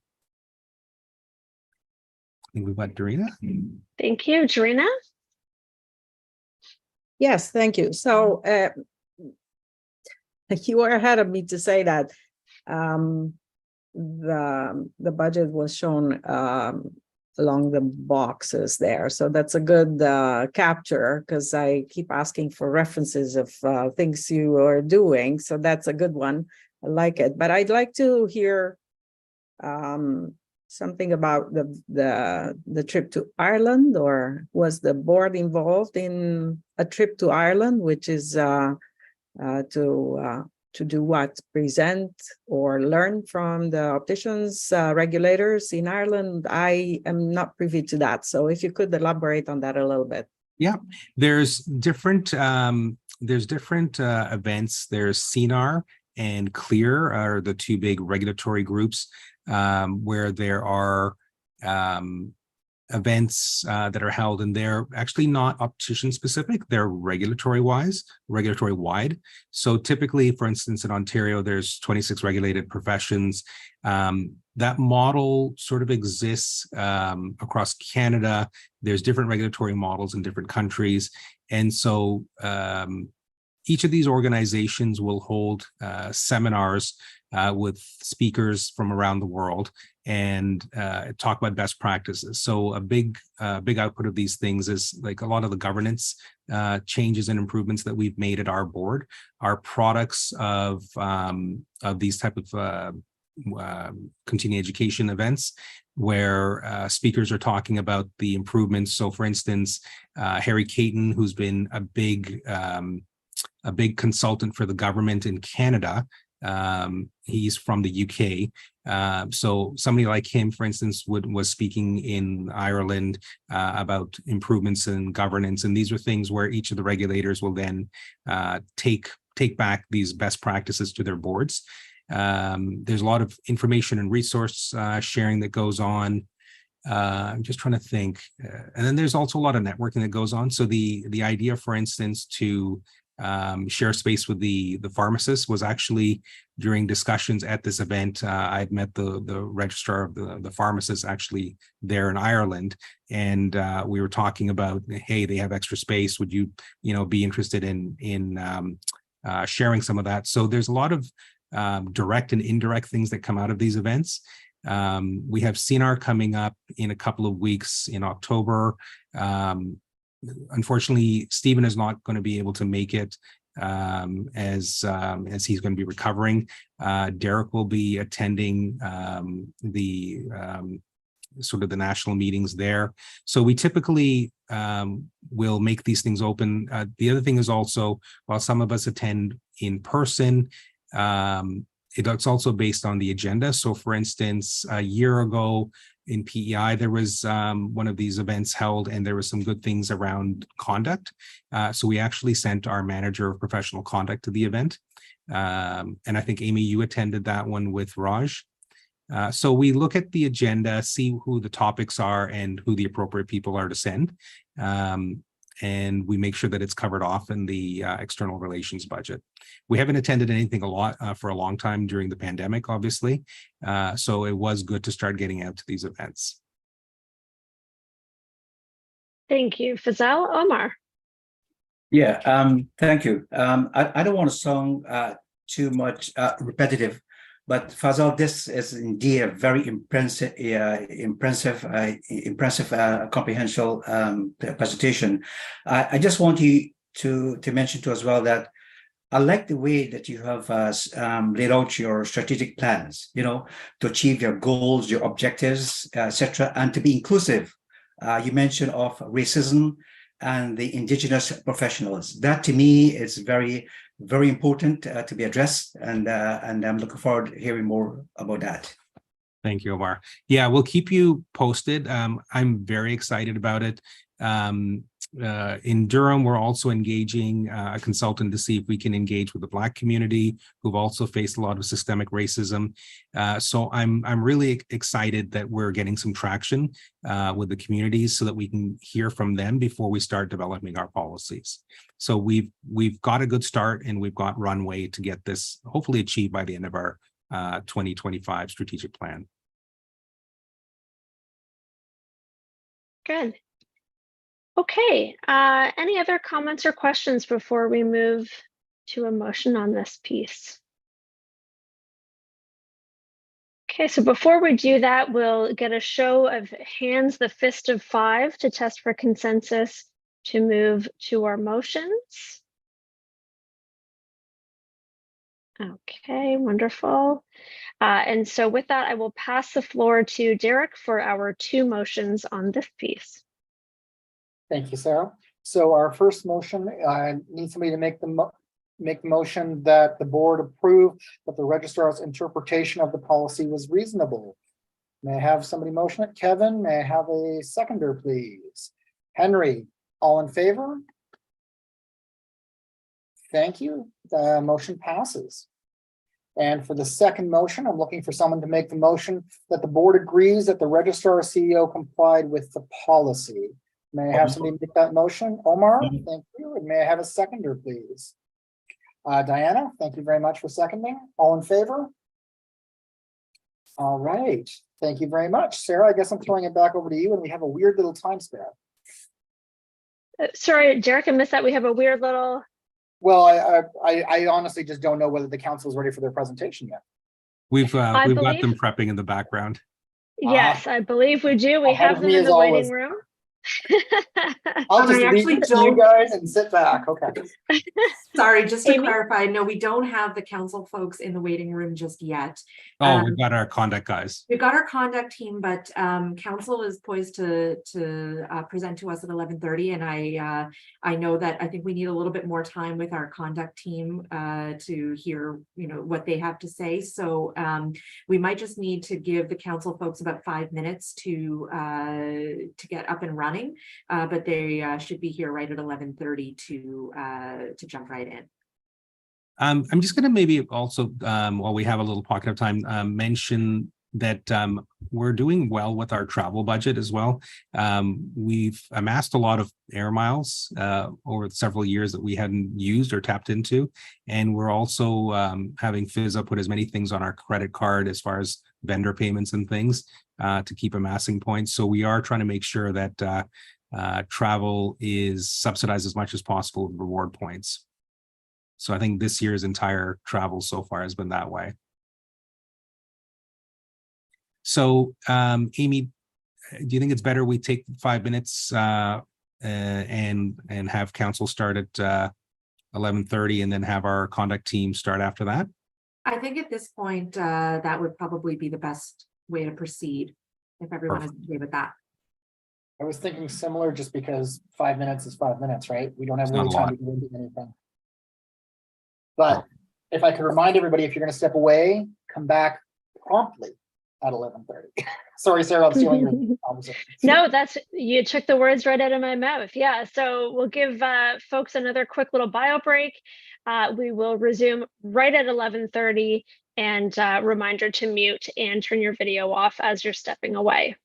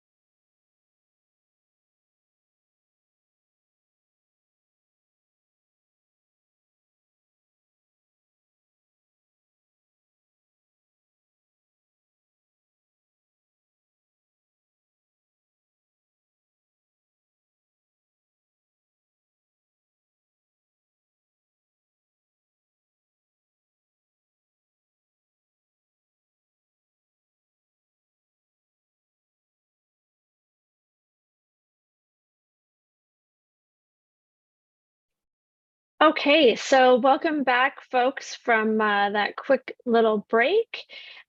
Just a check for Fazelle and Amy about whether we have all the folks on board that we need to move forward with the next session of the agenda. We have got the okay, there's Devin. He's in the room, and we're just waiting for Caroline. So I think we might as well start setting the context. Sure. So I will pass the floor then back to you, Fazelle, to introduce the guests from Council Public Affairs, Carolyn Pinto and Devin Somerville. Fantastic. So, you know what? I think, Amy, should we bring Devin in, and then when Caroline gets in, we'll bring her in? Yeah, I'm sure she's right behind her. Perfect.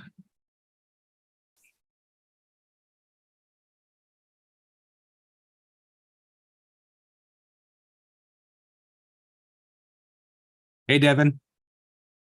Hi there. Thanks for joining us. I'm just going to see if Caroline comes in shortly behind you, and I'll set the stage and then turn it over to you in a moment.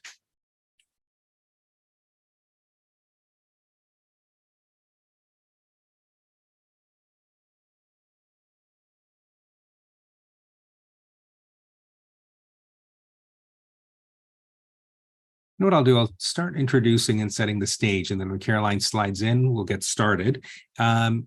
So Caroline and Devin, we've been working with, they're part of Council Public Affairs. Devin is the Vice President of the Ontario Government Relations branch of it. Caroline is the Managing Principal and the Founding Partner. We've had the privilege of actually working with Council for several years, including during the pandemic, which was some pretty tough times. And they are our ears and eyes when it comes to Queen's Park, all things political, the ministry. So they're constantly monitoring the environment for us. They're looking at lobby registries, things like that, to kind of mitigate risk for us and any challenges coming our way. They are carrying softly our message constantly and keeping us front of mind with many of the correct political figures. And they, as they serve other regulatory colleges, they're abreast of what's happening both in other colleges and what's happening in our bubble in public health.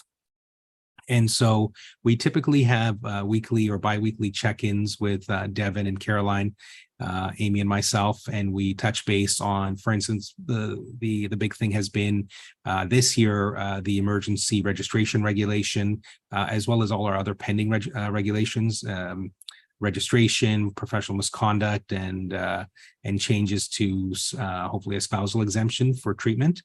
So Devin and Caroline are ears to the ground, always keeping us abreast of what's happening, including what's happening in other jurisdictions.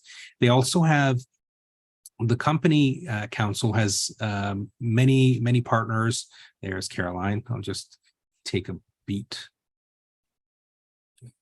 Invite her in.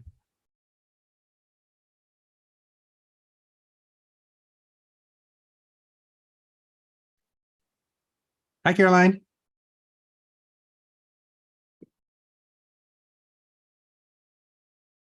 All right. Can you hear us there? I can hear you. Perfect. I was on the wrong call. Well, we're glad you made it. Thank you. For some reason, I had this in my head as noon. So I'm sitting here getting ready, preparing, and I'm getting texts from Devin going, "Where are you?" So my apologies. Thank God for Devin Somerville. You guys are the dynamic duo. So thank you. There we go. So I was just talking about setting the stage as to what you do for us on a regular basis and what you'll be doing for us going forward. I have to say, we try to hear from Devin and Caroline. Amy and I are in touch with them every 2 weeks, and I want the board to hear from them as we engage them on a yearly basis, and budget is allocated to these initiatives. We've had the benefit of being able to reach Caroline and Devin at ungodly hours in the evenings and on the weekends, and they respond to us right away. We try not to do that too often, but when things are coming out of left field with the ministry at times, in times of emergency and things like that, they're in the know and keeping us informed. So we have enjoyed an excellent relationship with council. Council has also other partners in their team with other specialties. And so, for instance, when we were having questions about how immigration works for health professionals coming in from outside of the country, they were able to bring resources from their federal team. And they have a team that specialize in Indigenous initiatives. And so we engaged the council team, basically pitched them what our needs were, which is getting inroads into the Indigenous community and hopefully ending with standards and guidelines around cultural safe care for these communities. And they were able to respond with an excellent proposal and be able to work with us in bringing in optometry as a partner, co-partner on this, and coordinate the whole thing. So we're going to be hearing from Caroline and Devin a bit about what they do for us and what's on deck with this exciting project. So with that, I'd like to turn it over to Caroline and Devin. Great. Thank you so much. And it's, I'm going to just kick it off here. It's a pleasure to be here. Thanks for that introduction. I think it's fair to say that Devin and I have equally enjoyed working with the college, learning more about this particular profession and being able to share our government relations lens to the work that they do. So it's been a pleasure and an honor working with Amy and Zal. Just a bit of background about us in case some of you aren't familiar. So we are in the government relations business and started as an Ontario-focused firm almost 19 years ago, almost 20 years ago, actually. And we are now sort of coast to coast. But I think for the audience here today, just to know that we have been in and around the regulated professions, regulated health professions business for a very long time. And I think fair to say we bring some expertise to that as well as our knowledge of government and how to work with government. I am a lawyer by background. I don't practice, but again, another lens to help in the regulatory environment. And I did work in government from 95 to 98 for the Harris government and for the Attorney General at the time. So that is my sort of government experience. And since then, 20 years doing government relations. Devin, do you want to just introduce yourself? Yeah, hi everyone. Very briefly, Devin Somerville, Vice President of Ontario Government Relations, and I've been with Council for 9 years now. Prior to that, spent 5 years working at Queen's Park, first as an assistant and policy advisor to the Premier of Ontario, Dalton McGuinty at the time, and then subsequently as a senior policy advisor to several ministers of government. And Caroline and I have worked together very closely throughout that time on a host of different issues, and for the past number of years now on quite a number of issues related to regulated health professions.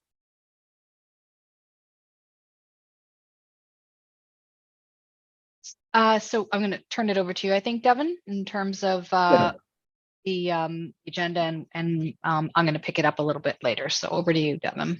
Yeah, so in terms of our update today, we just want to give you a little bit of a sense of the Ontario context as it pertains to healthcare and regulated health professions a bit more specifically. And then as Caroline will pick it up, talk a bit more about where some of your current priorities lie. And the most significant of those has been outstanding regulatory proposals.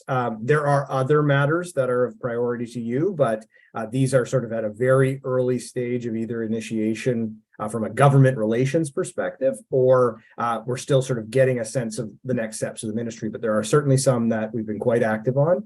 And then looking ahead, considering some risks that are ahead that the regulated health professionals more broadly are going to have to be aware of, and they're going to inform our government relations exercise, as well as some of the activities that we're going to be undertaking, and specifically the Indigenous engagement piece that Fazal had noted. In terms of healthcare more generally, and I'll go through this fairly briefly, really since the 2022 election, it's been clear under Premier Ford that healthcare has really been a top priority. I would say that for the duration of 2022 following the election in June, That was really the primary focus of the government across much of that time. And that's really been a multifaceted focus. There's been an acknowledgement on the pressures on hospitals and ERs, especially immediately after the pandemic, although that hasn't greatly abated, confronting the health human resources shortages. They have been looking at regulatory reform and modernization of regulated health professionals across a whole host of different, at least around the margins. Scopes of practice have definitely been a subject of discussion and activity by the government. And then the ongoing transformation of health delivery and system integration through Ontario Health, the Ontario Health teams, that had taken a bit of a backseat in the pandemic. It's continuing. And then, of course, these independent health facilities, which were new authorities regarding those were brought into force in legislation passed in January of this year, or introduced in January of this year. So in terms of all those priorities, the government's been very much focused on taking action, really wanting to be seen as getting it done on the health space. And they've been assisted in that by the appointment of Sylvia Jones, who's seen there at left, as Minister of Health following the retirement of Christine Elliott. And the Premier and Minister Jones built quite a good rapport during COVID when she was responsible for much of the emergency preparedness rollout. And she's taken a very active and focused energy towards getting these various issues addressed through a variety of different measures. I won't go through all of these, as many of you will be familiar with some of them, but they've been looking at reducing pressures through a whole host of different initiatives, whether that's about diversion from emergency rooms, whether to independent facilities, whether to pharmacy, expanding home care, long-term care, trying to keep people in the appropriate settings.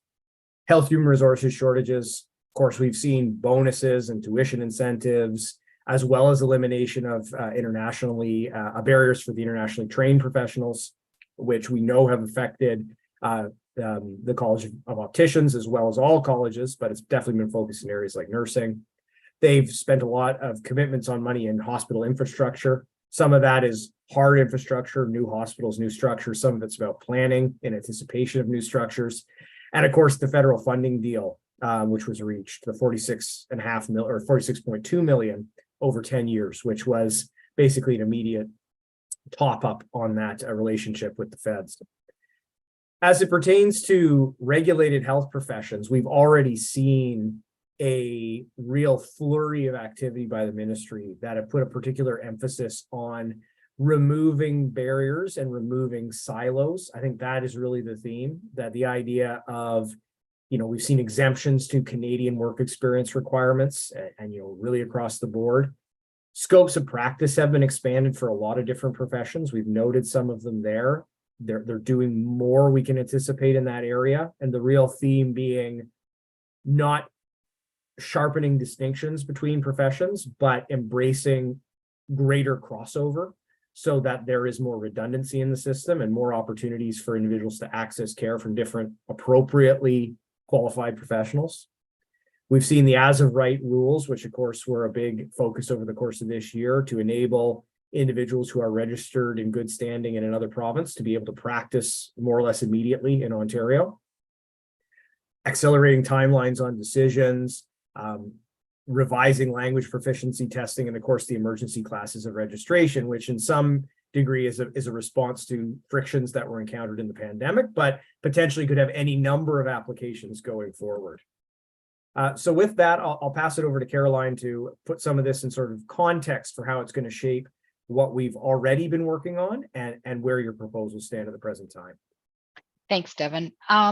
So really, if you take all of those elements together, it's pretty clear that there is a bit of a new normal in the context of the health sector and also the government relations environment and where government is going. Clearly, the pandemic fundamentally changed the pace of government decision-making. We all saw that both in our day-to-day lives or in our professional capacities. I don't think that's going to really, it's hard to imagine that we ever go back to the old status quo, and we've been seeing that. It's been consistent. Healthcare remains and will remain a top priority on the government's agenda. We're hearing a lot about building homes in the housing sector, but healthcare is a top priority. And the government knows, and this is what they set out for themselves, that they will be judged by voters on whether or not they deliver those results. Getting it done, that was the Premier's focus, and that's where they're, even the health minister of late talking about, we've studied a lot, now it's time to get things done. So I think the reality for us is change is a new constant, and there is more to come. Next slide.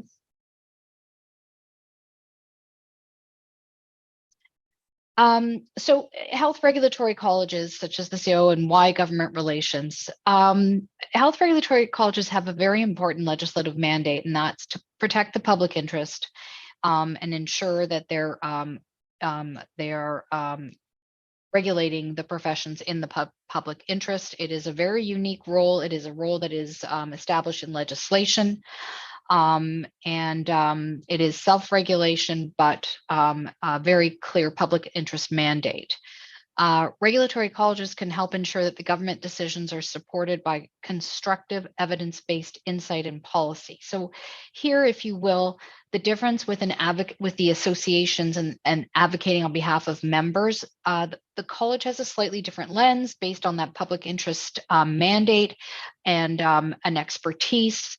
And so in a way, they speak the same language as government with that legislative mandate. So a little bit of credibility to the table to bring that level of expertise as government looks ahead, whether it's to consistently be looking at legislation, regulations, or also looking ahead at potentially changing how things are done, reform, bigger policy decisions.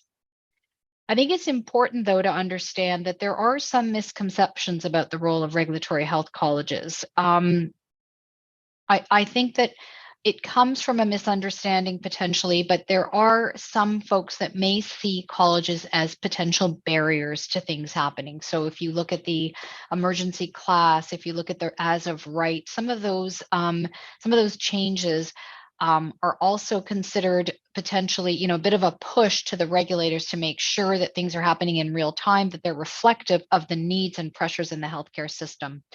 But that gives that from our perspective, if there are misconceptions, that's a role that we can play, that the individual colleges can play, that HPRO can play, to make sure that government and the political side of the fence understand what the role is, that it's in a legislative mandate, and why they do things the way they do things.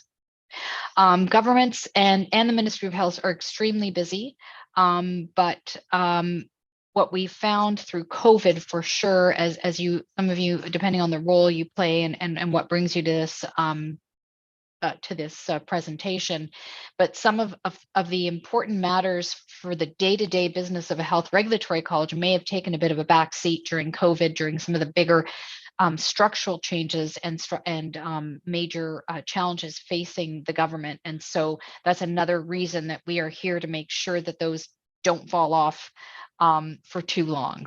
And that's some of the focus that we've had.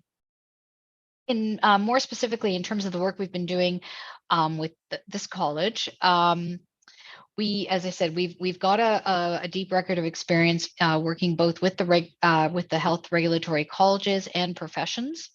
So we bring a lens that's government, sort of a government expertise, but also understanding some of the trends that are happening and being familiar with what's happening at a glance in different professions in Ontario and beyond. And I think that's a helpful lens to share with the decision makers at the college.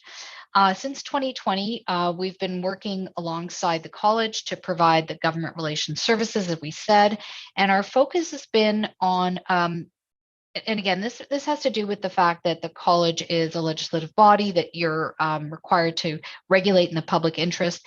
Our role is not to advocate for opticians per se. That is not the mandate of the college, and that wouldn't be the perspective that we bring. We bring, again, the need to make sure that that we're translating what it is the role of the college is, how we can bring that expertise to government, why it's going to help government solve some of the problems that it's facing, And also to broaden the number of people and the kinds of people and decision makers that the college may be able to speak to. There's the day-to-day ministry. They're very wrapped up in this. They work with all of the colleges. They work with different professions, but this is their only role, and that is to look at the health professions and how they're regulated. And some people have been there a long time. What we try to do is also bring the voice of the college to more of the political decision makers to make sure they understand the nuances. And sometimes, that's just it's an important element, we think, of the broader decision making structure and process. And we want to make sure that there's no stone left unturned. So these are some of the areas that we've talked a little bit that that the college is focused on: re-engaging on the spousal exemption, making sure that the registration reg and the misconduct reg are brought forward in a timely way, given some of the delays. Public appointments and overall general policy matters. Again, these are the day-to-day, and it's just appreciating just how busy some of these offices are, especially the Ministry of Health. And so we can just help a little bit to bring something to the top of their to-do list, if you will. And it's just a little bit of the bridging that we play to support the college. And I think also some of our day-to-day is just providing the strategic advice. And again, through that government relation lens, we don't live and breathe in the world of opticians, but if you merge some of those issues together, and when you're looking at whether it's for issues such as refraction, scope of practice, whatever those emerging issues may be, it's helpful to have a broader GR lens as you look to develop how you're going to approach government. So where we are today, just a quick update on some outstanding regulatory proposals. There were two regs that were put forward: registration and misconduct, back in 2015 and 2017. Since that time, we're still waiting for the approval of those. But as a result of the work that we've been doing, we've made significant progress on these. On the professional misconduct, that's been updated and finally circulated by the ministry in January in order to satisfy the regulatory requirements for consultation. So that is sort of ready for final decision making. It seems like a little thing, but again, just getting it to the front of their top of their list and just getting them to actually press the button to put it on the regulatory registry is a bit of a feat. So we're happy to be able to do that. We understand that no significant comments or concerns have been received, so that gets us into the next process. Since the election in 2022,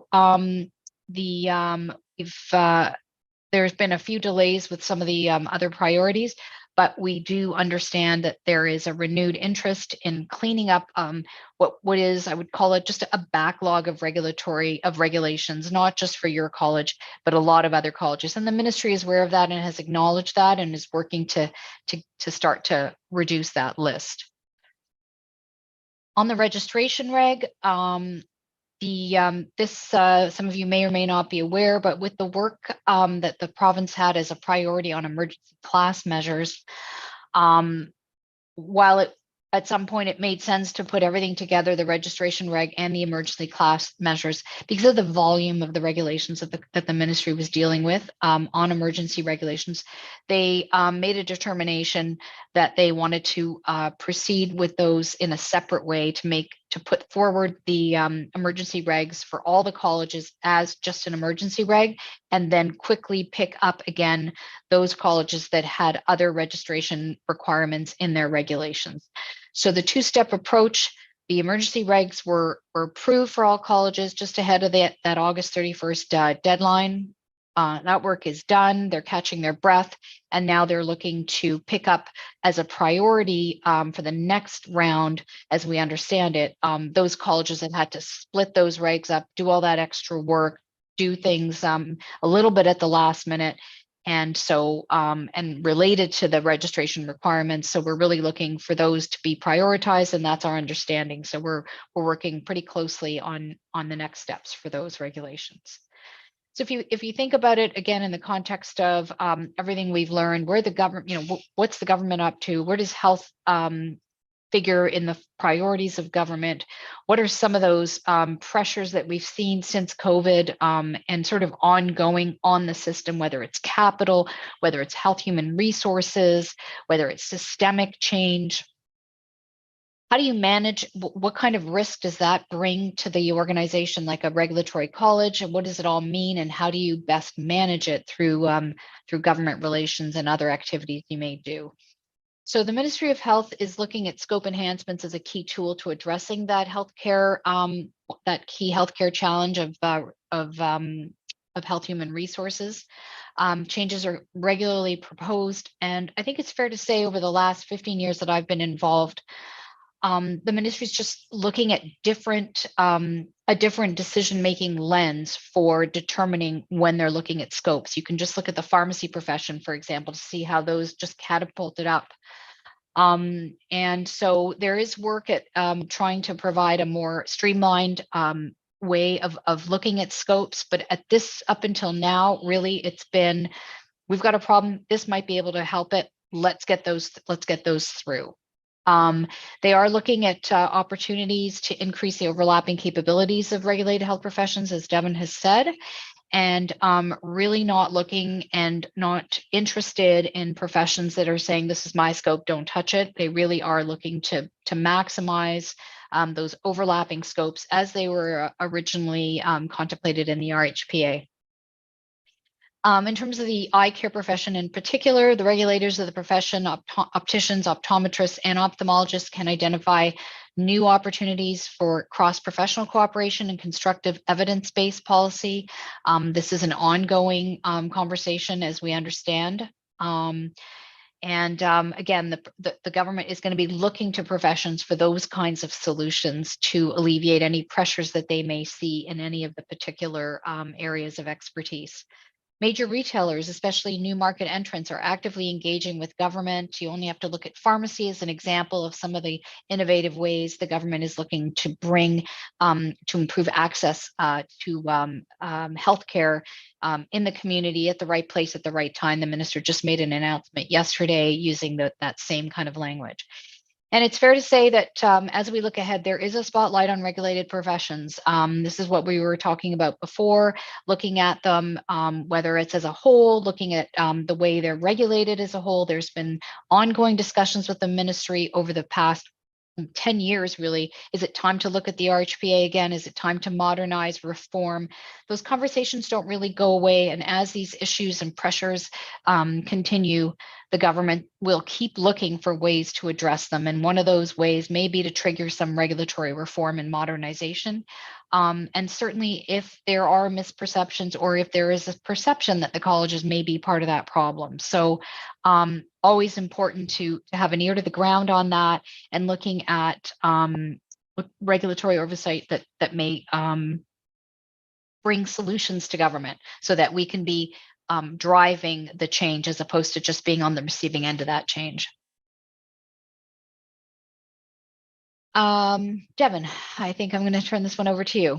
Sure, and just quite briefly, as Fazal had mentioned this and gave some great context, we're also looking forward to not just reactive government relations work or pursuing those priorities that have been identified as long-standing priorities by the college, but also taking on some new initiatives where the college can really show some leadership. And that specifically is on, as Fazal said, about offering culturally safe and respectful eye care for Indigenous patients. And we have at Council of Public Affairs have long had a very well-established Indigenous engagement practice led by one of our principals, John Bocage, who is the former Grand Chief of the Anishinaabe Nation. And I've worked closely with John for many years, and together over the past couple of years, we've been putting together a broader team of associates, really in recognition of just how much more of our work has brought into the broader public sector, the private sector, the nonprofit sector, from government, as more and more organizations are both recognizing the need, the responsibilities, and the requirements that are being set upon them in terms of Indigenous engagement, Indigenous respect, and things of that nature.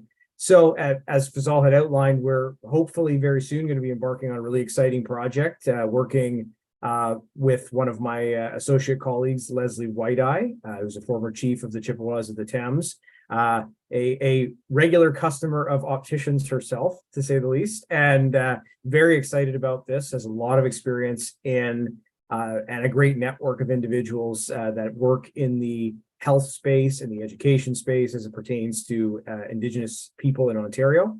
And working through that project, looking to bring together a sort of a working table that can help inform our thinking, and then work with the staff at the College of Opticians and alongside the College of Optometrists to put together some practical resources and guidelines for practitioners across the province. And we're really excited to get started on that, and hoping that we'll have that all completed at some point in the spring of next year. And with that, Fazal, we can pass it back to you. Great. So we've got a few minutes, folks, ahead of lunch. Just want to open the floor to questions if there are any. I think maybe we'll drop the screen share and then Yeah, if we can, bright if we can stop faces. there we go. Can see some faces. Any questions from the board?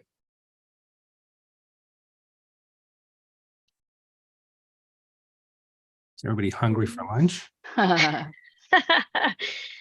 do see Jarina and then Omar. Go ahead, Jarina. Thanks for being the face of the government in our board meeting today. And I'd like to know from your strong expertise, how far on the list of priorities is the College of Opticians on the table of dealings and transacting of the Ministry of Health? It seems like they have some priorities that they're expediting, and our position is a little bit lagging behind, as we have an item that is before them from 2017. So can you please elaborate on that? Sure. I think specifically on the regulations, as I said, they have we work with colleges who have had regulations, and we didn't work with them for that long, but who have regulations for over 10 years in the pipeline. So it's a terrible position that the ministry, you know, has gotten themselves into, if you will, and it's you know, whether it's volume, whether it's political priorities, it's hard to say. But I think what I can say that we have successfully raised the alarm in terms of the need for these regulations are not nice to haves, they're need to haves by the colleges. So I think that is very much understood by the minister's office. I know the ministry understands that.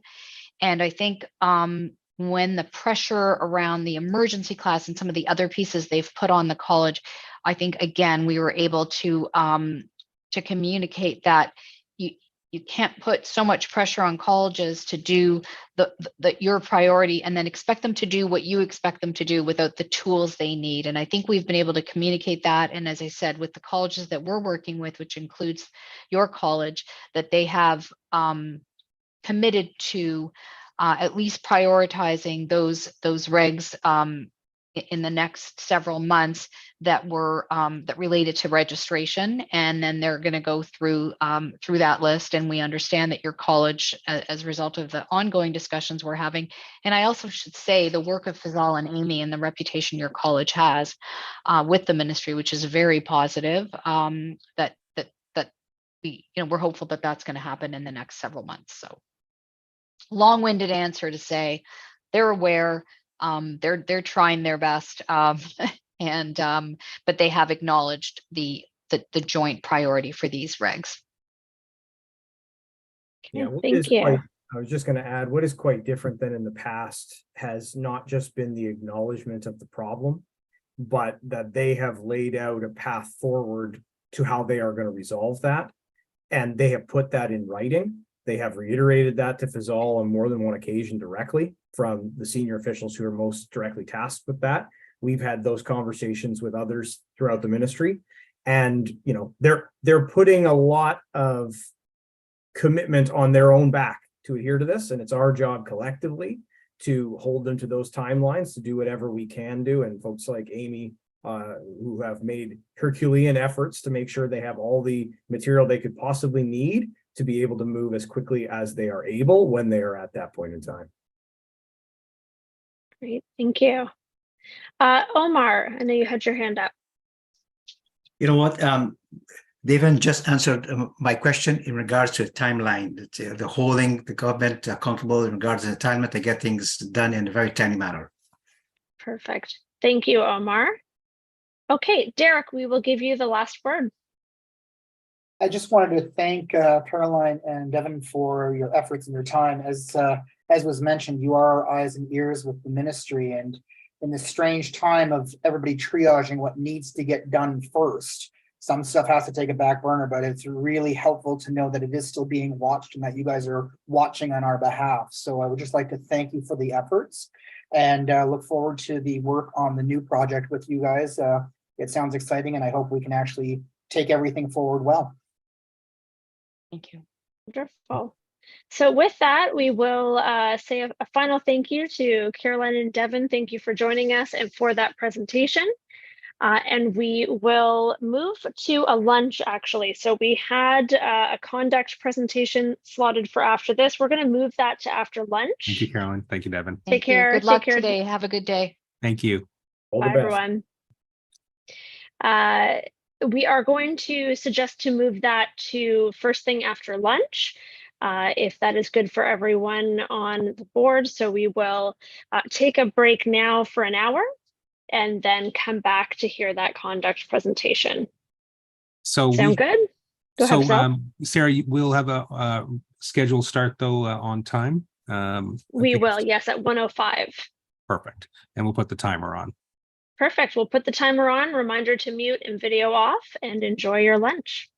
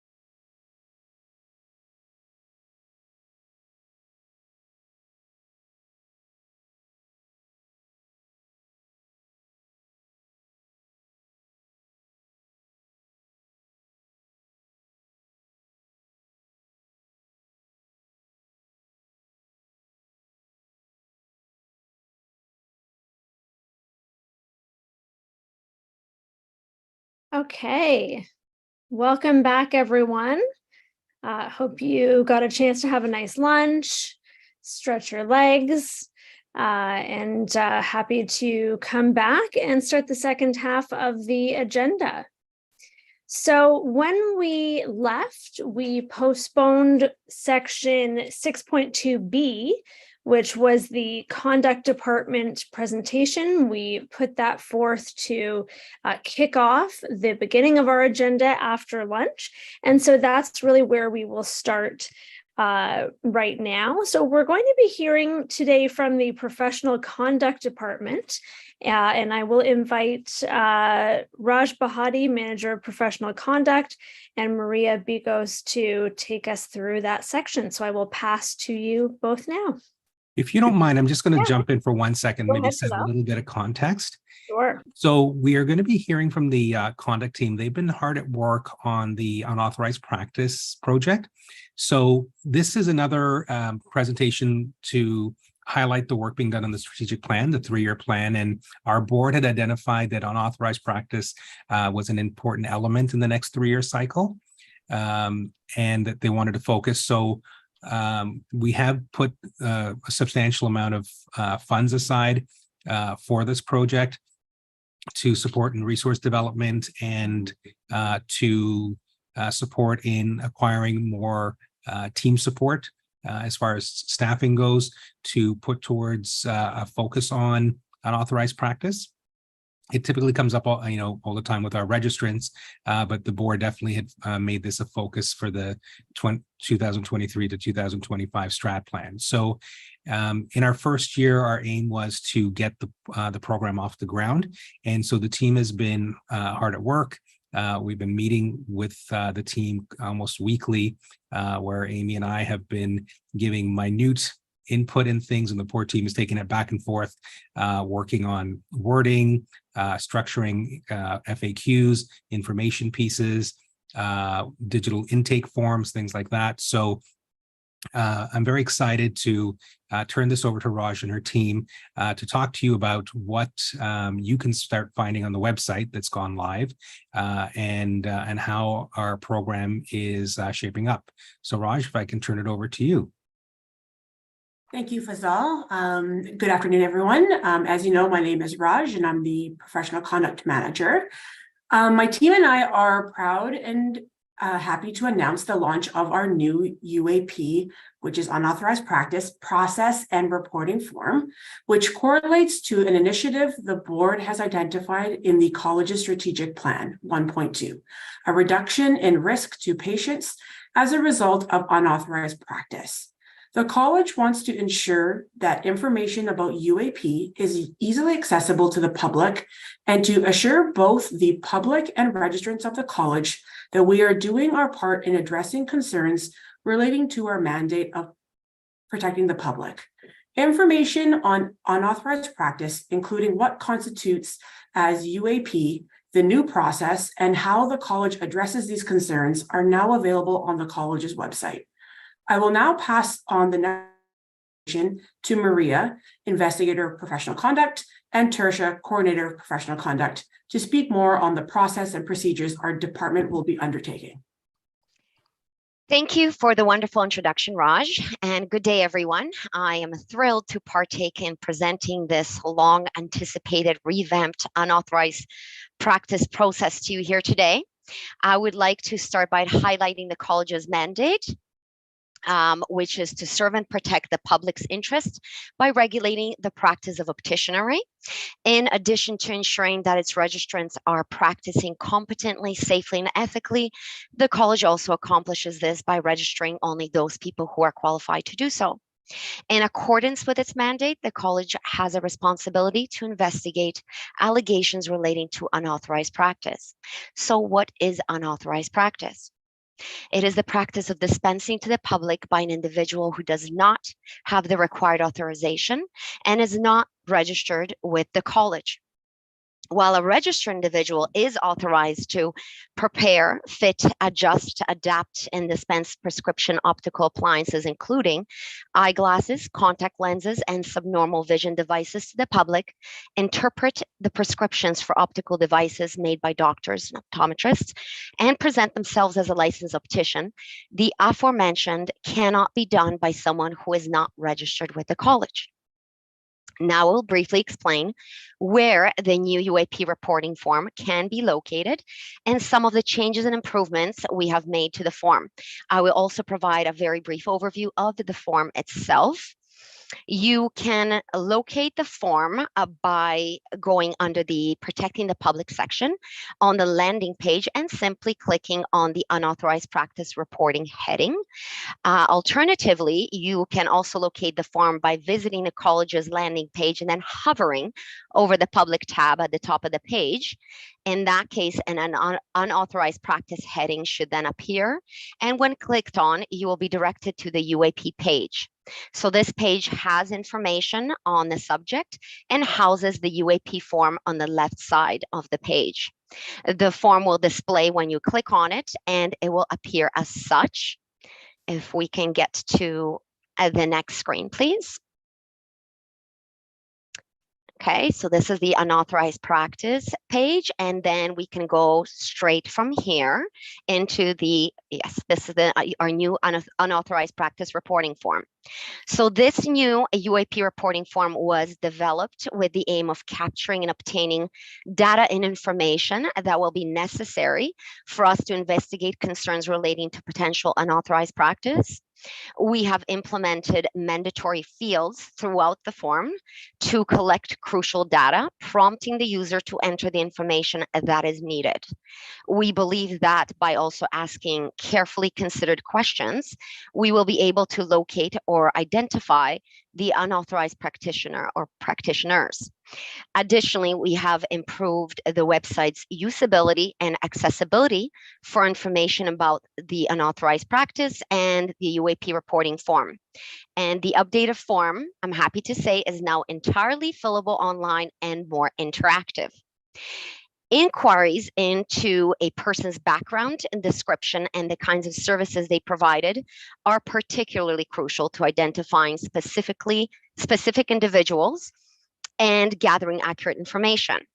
If this service is not listed on the form, the person reporting possible UAP will now have the option to provide more information relating to the types of services performed in a subsequent box. The UAP form also asks the individual to report the date and time of their encounter with the unregistered person and how they learned of their status, in addition to being given the option to provide any additional information or comments that they believe would assist the ICRC's investigation. So what happens after we have received a completed UAP reporting form? The professional conduct team will analyze this completed UAP reporting form once it is received to determine whether there is enough information to move forward and what should happen next. That being said, I will turn it over to my colleague Tertia, who will provide additional insight into the actions that may be taken in response to the information that the college receives. Good afternoon, everybody. And thank you to Maria for that wonderful overview. As mentioned, there are a couple of internal steps that the professional conduct team will take to complete the initial intake process and initiate the investigation. Some of these steps will include the following. First, by performing a search using the business name or the name of the individual provided. If an individual has been identified, the professional conduct team will proceed to check the public register to determine if they are registered with the college. If it has been determined that an individual is not registered with a college, the professional conduct team will conduct an appropriate in-depth investigation and seek out information that could be beneficial to the report. And finally, once sufficient information has been gathered and verified, the professional conduct team will proceed with the relevant next steps to proceed with the report. These next steps could include, for example, sending out cease and desist letters to parties, or even seeking an injunction against them. Along with the steps taken within this checklist, the professional conduct team will utilize an internal risk assessment tool to determine the level of risk the reported individual poses to the public, as well as the seriousness of the report. This may also determine how quickly the college has to act after receiving the reported information. I will now turn you back to our manager, Raj, who will take you through the risk assessment tool. Thank you, Tertia. Our team has created a risk assessment tool that staff will utilize internally while processing concerns relating to illegal practice.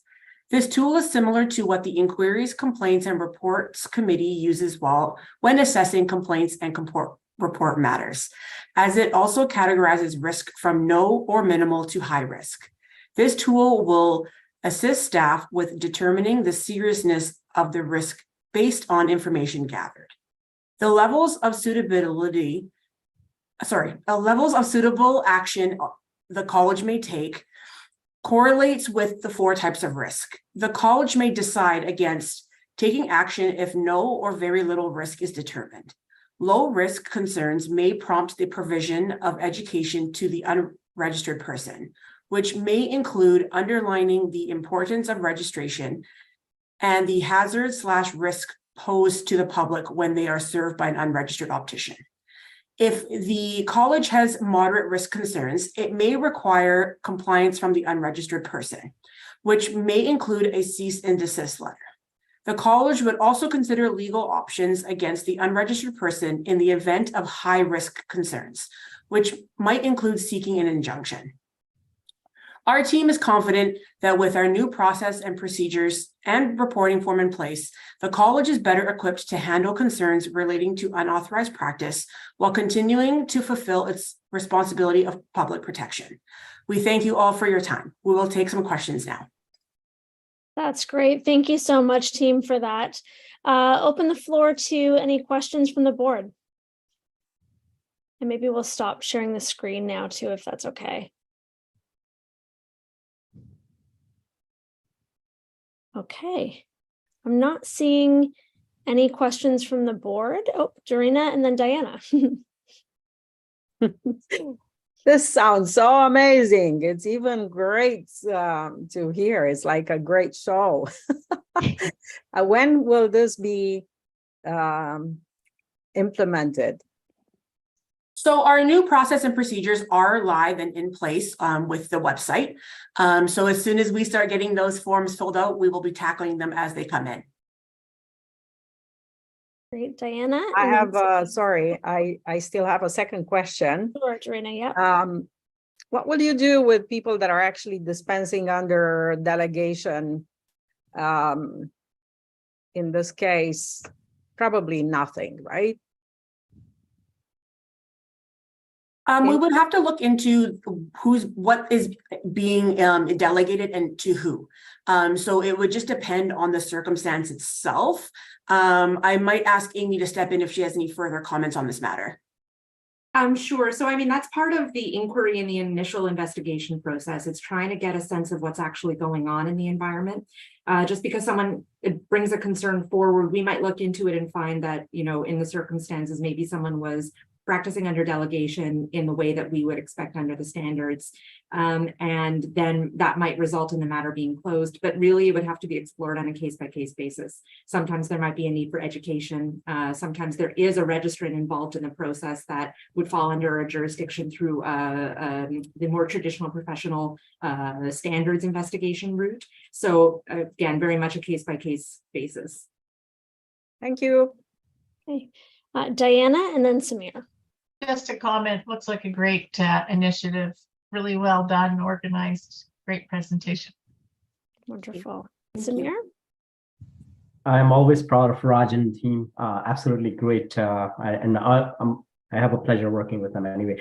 Raj, I have a question. What steps are we taking in order to take it to the public? Like, how are we letting public know this is within their power to basically report this kind of conduct?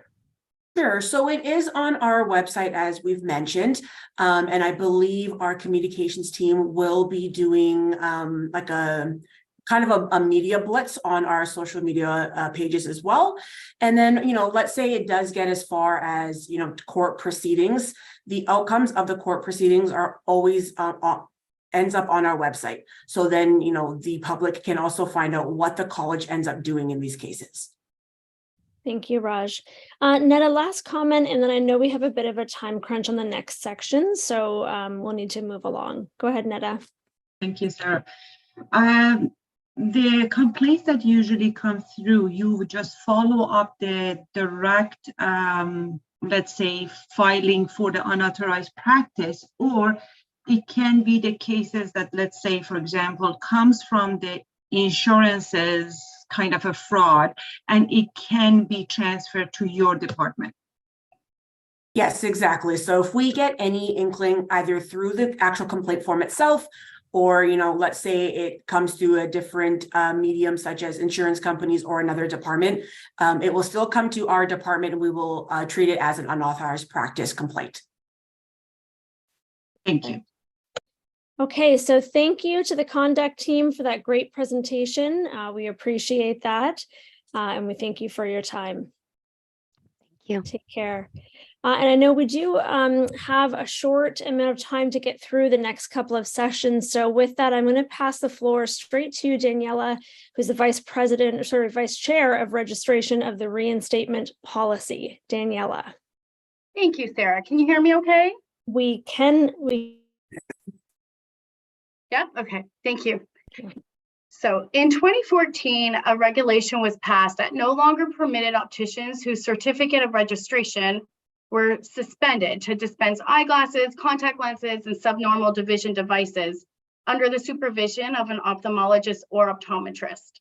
When reviewing the current registration policies, the registration committee noted that the reinstatement policy needed to be brought up to date, as one of the activities to demonstrate currency of skill for suspended opticians suggested in the policy was dispensing under supervision. The registration committee therefore recommends removing the activity of dispensing under the supervision of an ophthalmologist or optometrist while suspended from the reinstatement policy. From the public interest standpoint, the proposed policy amendments protects the public by ensuring that opticians practice safely and in accordance with the standards of practice. The committee did not identify any diversity, equity, or inclusion concerns at this time. And with that, I would like to pass it back to Sarah. Great. So we'll open the floor there for any questions, concerns, or comments from the board. Okay, I'm not seeing any, so we'll do a check to see a show of high five to move forward for a motion with this. Okay, that looks good. So I will pass to you, Derek, for a motion. Thank you, Sarah. So I'm looking for somebody to make the motion that the board approve the proposed amendment to the reinstatement policy as set out in Appendix A. Who have I got? Where are my hands, Tanya? Thank you. Henry, would you be my seconder? Perfect. All in favor? And it passes. Thank you. Wonderful. So then, Daniela, I will pass back to you for the language proficiency policy. Thank you. So on January 1st, 2023, a registration requirements regulation made under the Regulated Health Professions Act came into force. In addition to requirements concerning Canadian experience and registration timelines, the new regulation set out requirements for language proficiency.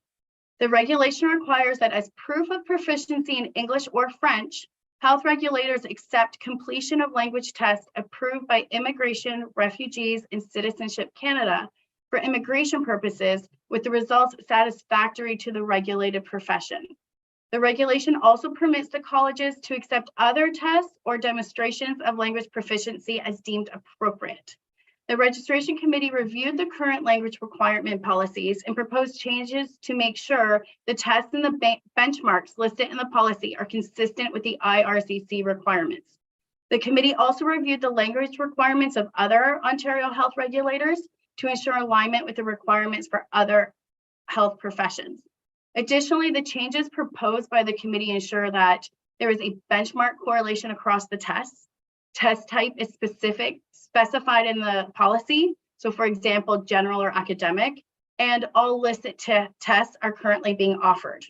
The committee acknowledged that the requirement to demonstrate language proficiency contributes to public protection, as it ensures that opticians can communicate effectively with their patients and other members of the healthcare team, as well as keep good clinical records.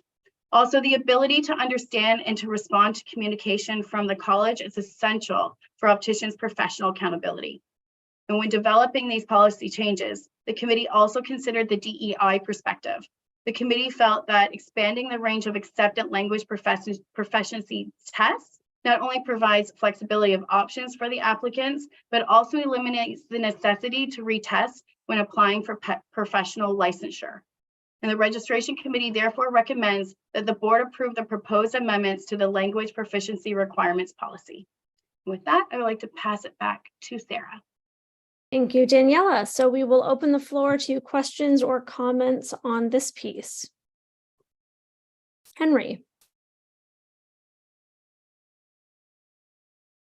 You're just muted, Henry. Yeah, I've got a question. I'm just curious, why a Michigan test instead of a Canadian or Ontario test? What's the background to that? What we'll do is we'll get maybe Anna can answer that question for us. Sure, thank you, Daniela.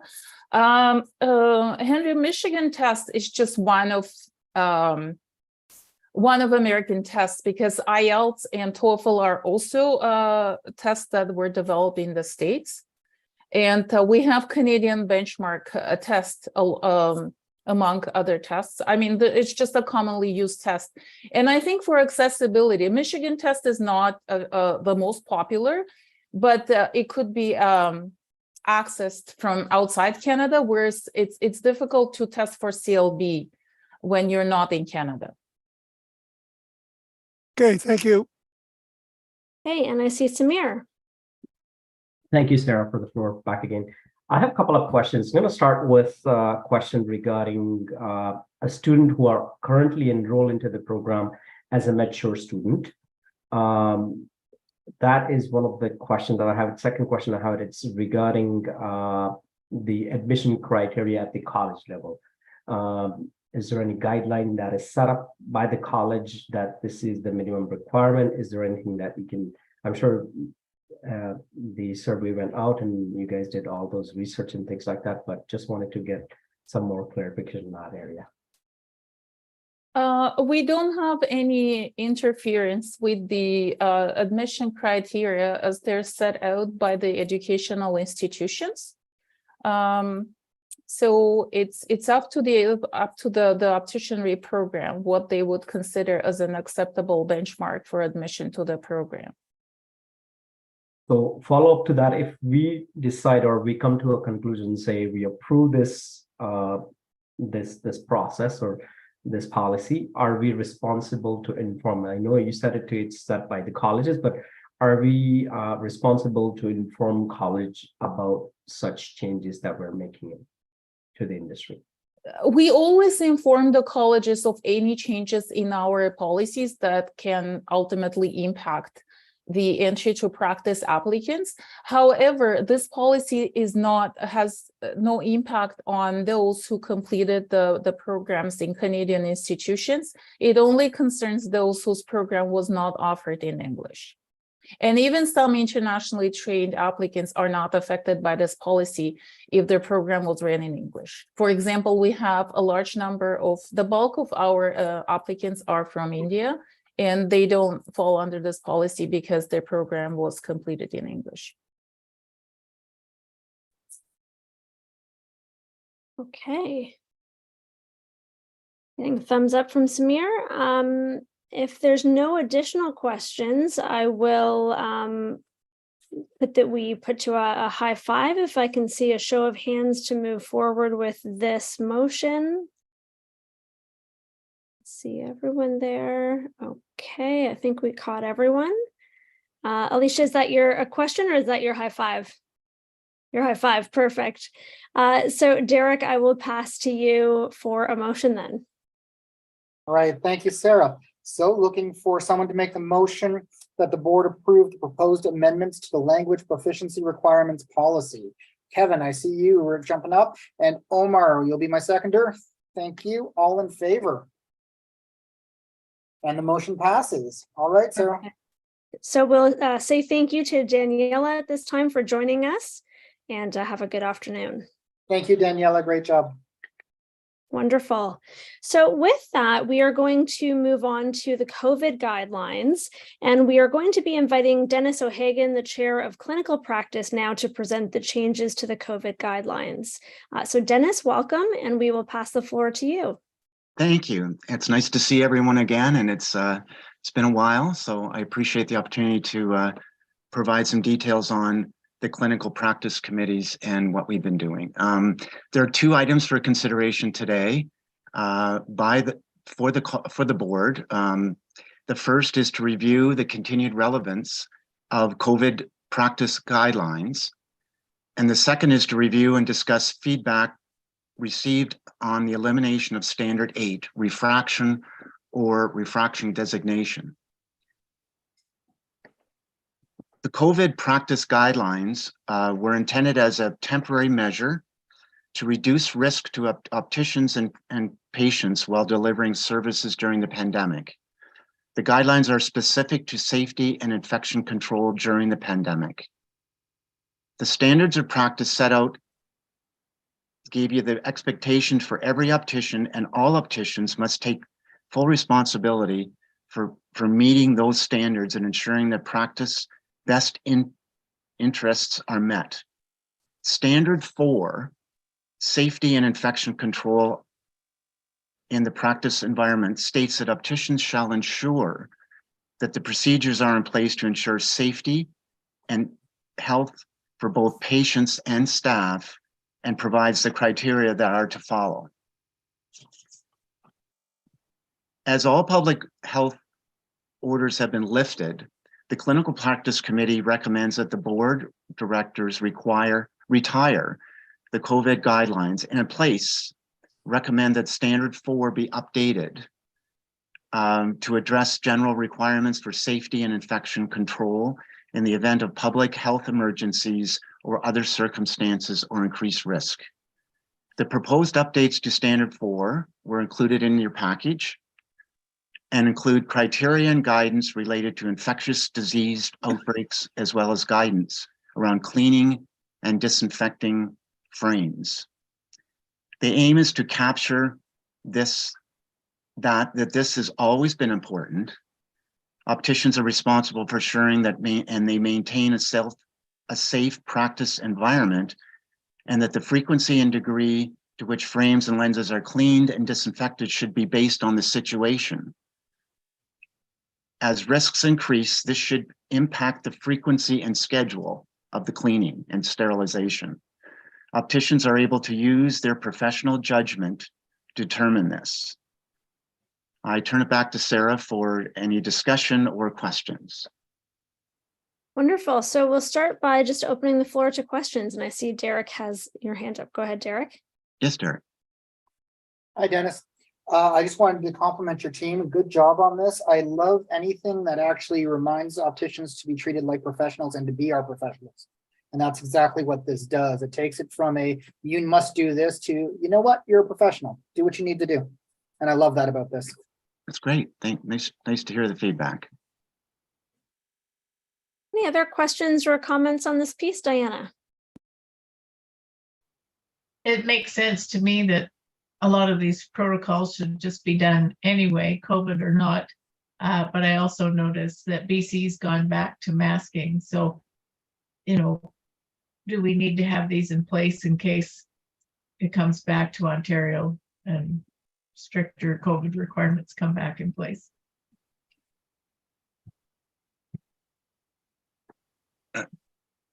Well, I think that'll be in the standard, and that will be accelerated when it's needed. So Fazal, can you speak to that?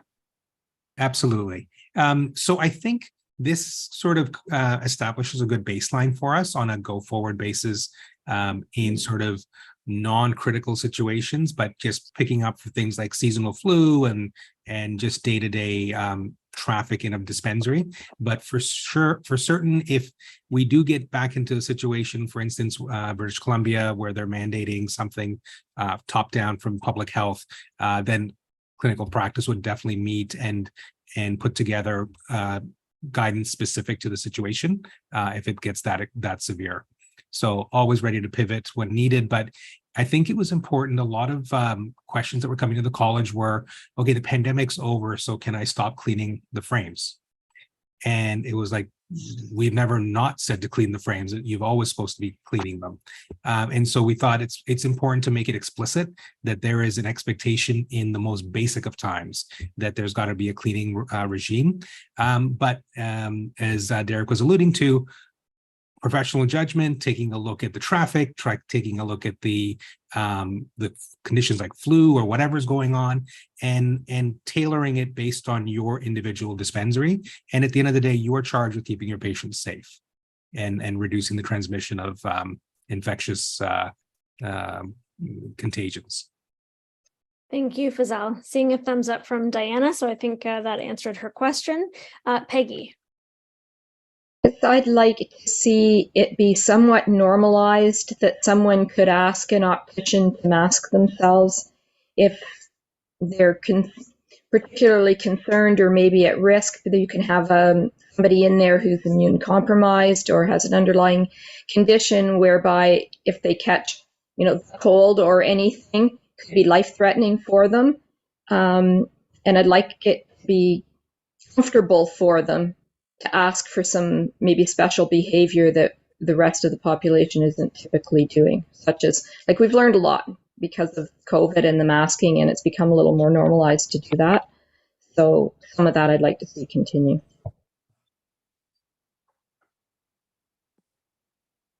Thank you, Peggy.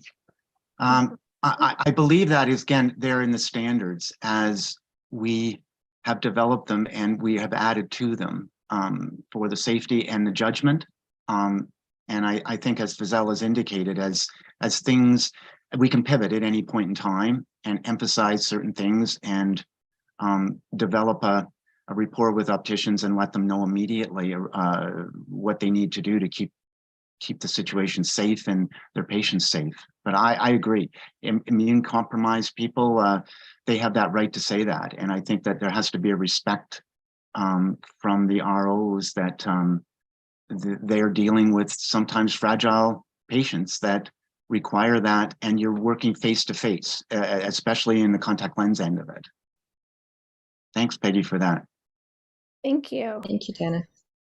Okay, so in that report, the board identified some public interest considerations. Is the board in agreement with those that were identified? And any additional that anyone wants to add? I'm not seeing any. Did the board agree with the DEI considerations that were identified by the committee? Seeing some nods. Were there any additional points that anyone wanted to raise?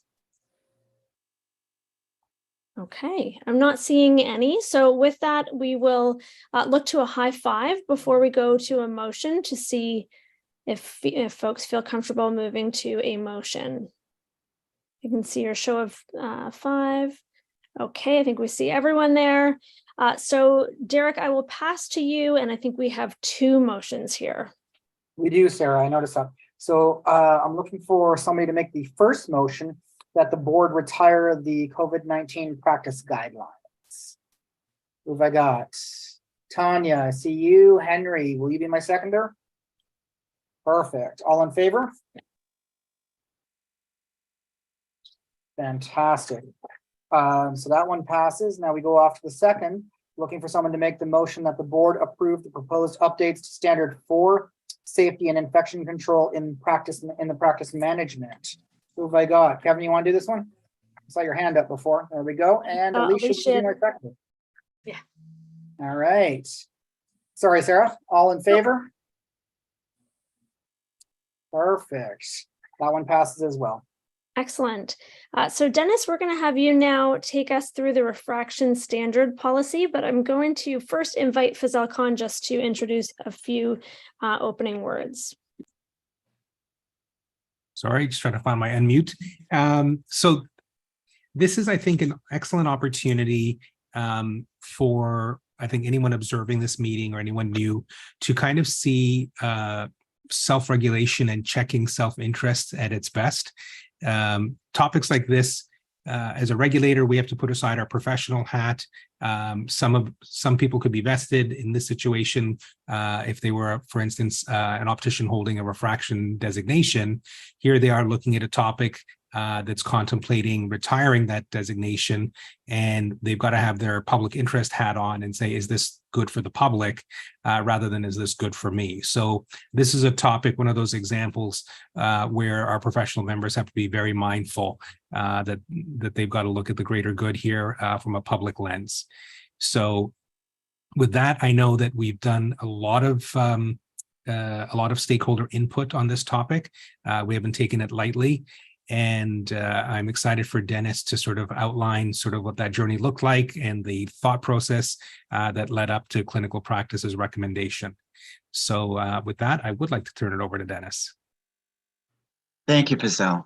I first of all want to thank the staff for all the input and the hard work on this. I know there's been an awful lot behind the scenes that I wasn't aware of until I got the actual final analysis and the feedback from all the stakeholders. But I thought what I would do today is first of all outline for the public members so they understand the difference between refraction and prescribing. And I'd like to define that first. And I know probably a number of you have been on the college for a while, so you probably know that already. But I think it's important because there's still confusion out there as to what constitutes a refraction and what constitutes prescribing, which is a controlled act. So refraction is basically the testing which determines whether corrective lenses are required and what the power of those lenses should be for eyeglasses or contact lenses or low visual aids. And they cannot be, you cannot use those numbers to actually prescribe a pair of eyeglasses. So refraction is not considered a controlled act by the RHPA. A prescription, however, which is what is provided to you when you leave your doctor's office with the numbers that are provided. The prescription is a result of an eye examination consisting of a refraction, which is a non-controlled act, and an eye health examination to determine conditions, pathology, diseases of the eye performed by an authorized prescriber, and that being an optometrist, an ophthalmologist, or a refracting physician. So prescribing and communicating a diagnosis is the controlled act, but getting to the point where the numbers are provided for the actual prescription is not a controlled act. So what we're going to be talking today is about refraction versus prescribing. Standard 8 refraction was first approved in 2008 and allowed those registrants, ROs, with refracting designation to refract while restricting their performance of prescribing. Shortly thereafter, in 2009, the Minister of Health stepped in and ordered that the college stop granting refraction designation. So thus the administrative hold remains today. So that was just a small window in which refraction was permitted under Standard 8 and that designation. Standard 8 is very limited as to who it speaks to. There are 40 opticians who qualified with refraction designation. Of those, 10 are currently permitted to refract. The remaining are either no longer practicing or have signed an undertaking not to refract. The college is continually looking at ways to align the standards of practice with changing practice environments. With a growing number of opticians working in shared practice environments with prescribers, and prescribers meaning optometrist, ophthalmology, registrants need to have a clear understanding of the responsibilities when it relates to refraction. Standard 10, which was introduced in 2020, is delegation. Either an RO can receive delegation or give delegation, and speaks to refraction by all opticians under the delegation or assignment of an authorized prescriber.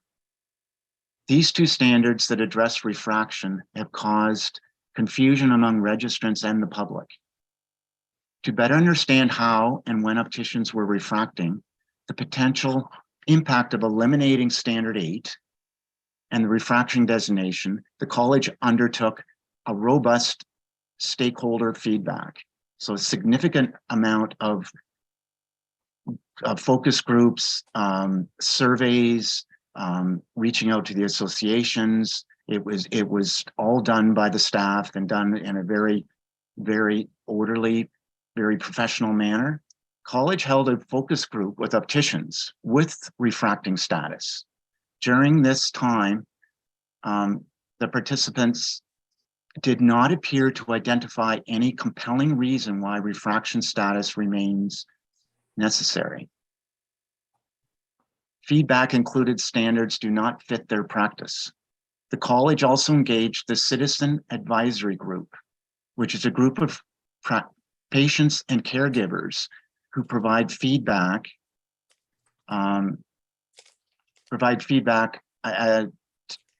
topics such as standards of practice. Here it was identified that there was confusion for patients on the difference between refracting and prescribing, and the existence of two standards for refracting. Further stakeholder consultation included registrant surveys in 2022 and feedback for associations. The associations identified concerns around distinguishing whether an optician had education or expertise. Opticians can identify their areas of practice and their areas of education and updated education in their registration renewal. And I think this is a very good way for the public to be able to access the actual information on the website in the portal, so that they know if there's an RO that can do refraction, that can work with optometry, that can actually do specialized contact lenses, low visual aids. So all that is available, and Giselle is going to work with our committee to try to make it easier for the public to access that. This information is available to the public, and the patients seeking this information can search the public registrar by any category. A total of 119 registrants responded to our survey and were received. And based on the comments, 62% of opticians without a refraction designation and 70% of opticians with refracting designations were in favor or indicated positive opinion about eliminating Standard 8. The committee considered concerns identified in feedback received and determined that eliminating the Standard 8 and the refraction designation would not reduce access to care, would not prohibit an optician from completing a manifest over refraction. That's an important element in specialty contact lenses, which I'm a big part of. We've always been needed to be able to over refract to take a prescription. So in effect, we're not changing it, we're modifying it to get the best result. That can continue to be done. And with all the specialty eyeglasses that are done today, there's often a need to modify the prescription, which again can be done. So that will all be in place. So over refraction will not be affected. And from compensating prescription, what would not prohibit it, this would not prohibit an optician from indicating that they have a skill in a certain area, as in this case, refraction. Eliminating Standard 8 would reduce confusion among both the public and registrants, would eliminate the confusion between refracting and prescribing, would eliminate paperwork and reporting requirements, which was quite extensive under Standard 8, and identify any barriers by participants of the focus group, and would streamline the standards and provide greater clarity for registrants. Standard 8 does not represent the reality of today's practices. And Standard 10 gives all opticians the opportunity to learn and grow. And currently, just as a side note, the students that are now graduating from the colleges are getting refraction as part of the criteria and the curriculum. So I know that the college and FISAL has worked extremely hard at getting that in the curriculum, and that is now there. So all opticians since 2021 that are graduated are doing refraction as part of the course. And again, the associations and other ways of delivering education in refraction is available to any RO that wishes to expand to do more refraction. I turn this back to Sarah for any questions.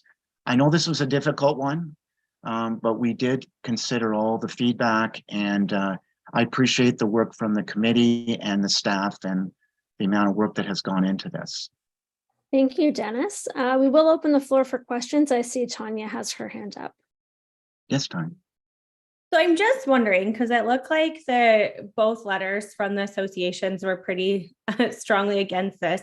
I'm wondering, other than like having that refracting designation beside an optician's name, is there something else that they're like losing, like something specifically that they will not be able to do any longer?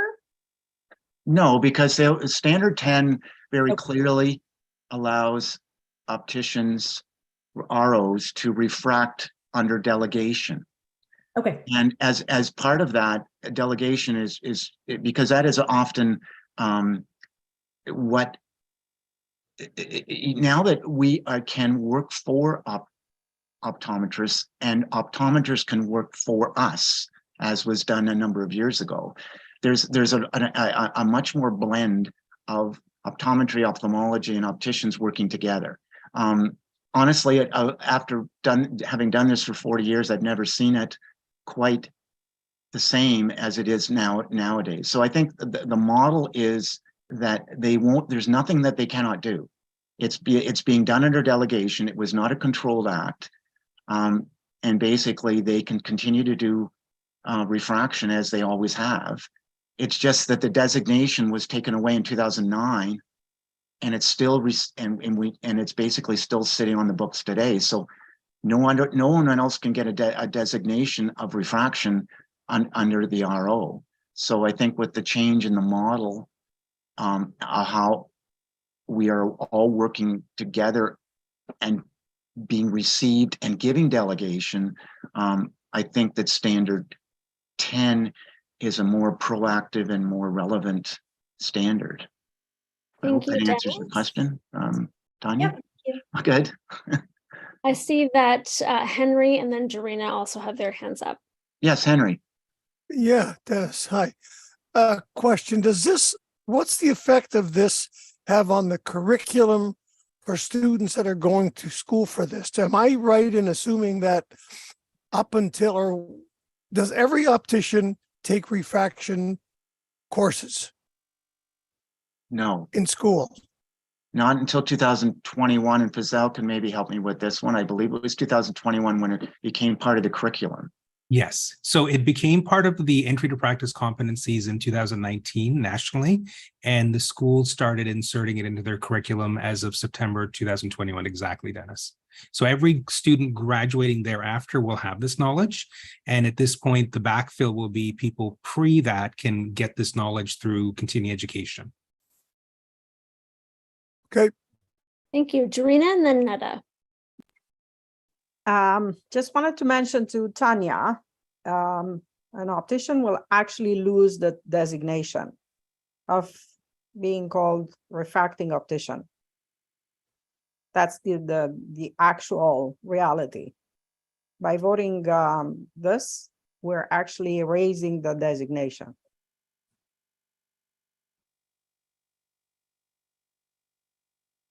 Thank you, Very- Karina.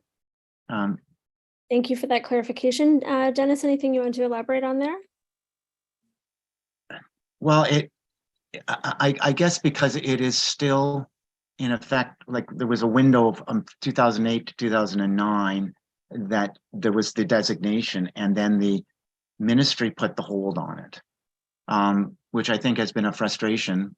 But I think, again, Fazelle maybe knows the history a little better than I, but there was just, that's why it's a very small group, but a very important group, because they were the leaders in refraction, gave us that opportunity to look to the future about what opticians can do and what we're capable of doing. And I think what came with that is the progression to where we are today, where it's actually in the curriculum. So Standard 8 was a prequel to what Standard 10 is now, and which we can put on the books and be as safe in saying that the college, that that cannot be affected. Is that safe to say, Fazelle? Yeah, I would say so, Dennis. At the end of the day, it's not impeding anybody from doing it as far as an optician goes under delegation. When it comes to titles, that's a bit of a dicey one as far as designations, specialty designations, things like that. And, I don't know if I'll get maybe Amy to comment a little bit about it, but, specialty designations or titles, they've always been very difficult waters for us to navigate. The term optician is a protected title under our legislation and sort of any variant of it. But for the most part, most people have been identifying themselves as a registered optician, RO. Those with the designation from us of a refraction can say that, or could have said that they had a refraction designation. It wasn't a particular title per se. Going forward, though, anybody who's got the skills, knowledge, and judgment can communicate that they have an area of expertise, have an area where they practice in, and there's areas of practice such as especially contact lenses, pediatrics. So they can say, if they've got the appropriate training, that they have the ability to practice in the area of refraction. Students graduating after the 2021 intake will be able to say that, and I think any optician who does continuing education to get those skills can say that. Amy, I know I was like tripping around my words a little bit, but anything maybe that you might want to comment? No, I think that was covered very well. So yes, it's going to require a little bit of a shift in how we refer to the opticians with this skill. But as Fazelle pointed out, it's not going to preclude anyone from making it known to the public that they practice in this area, that they have this skill. So the language is going to need to change a little bit. You can't refer to a designation that no longer exists. But our legislation has always, even over the last, 15, 20 years, it has always barred any optician from referring to something as a specialty, because this college has never issued what we call specialty certificates. So any advertisements that were put out, or any promotion of one's practice as specializing in something like refraction, would have been contrary to the legislation. So we're going to be working on some tools, to help people sort of work through that, because it's, as Fazelle said, it's a little bit of a shift in how, the language that we've used, and it's a little dicey. But at the end of the day, it's not a shift in what people can do and can practice. It's just how they're explaining it.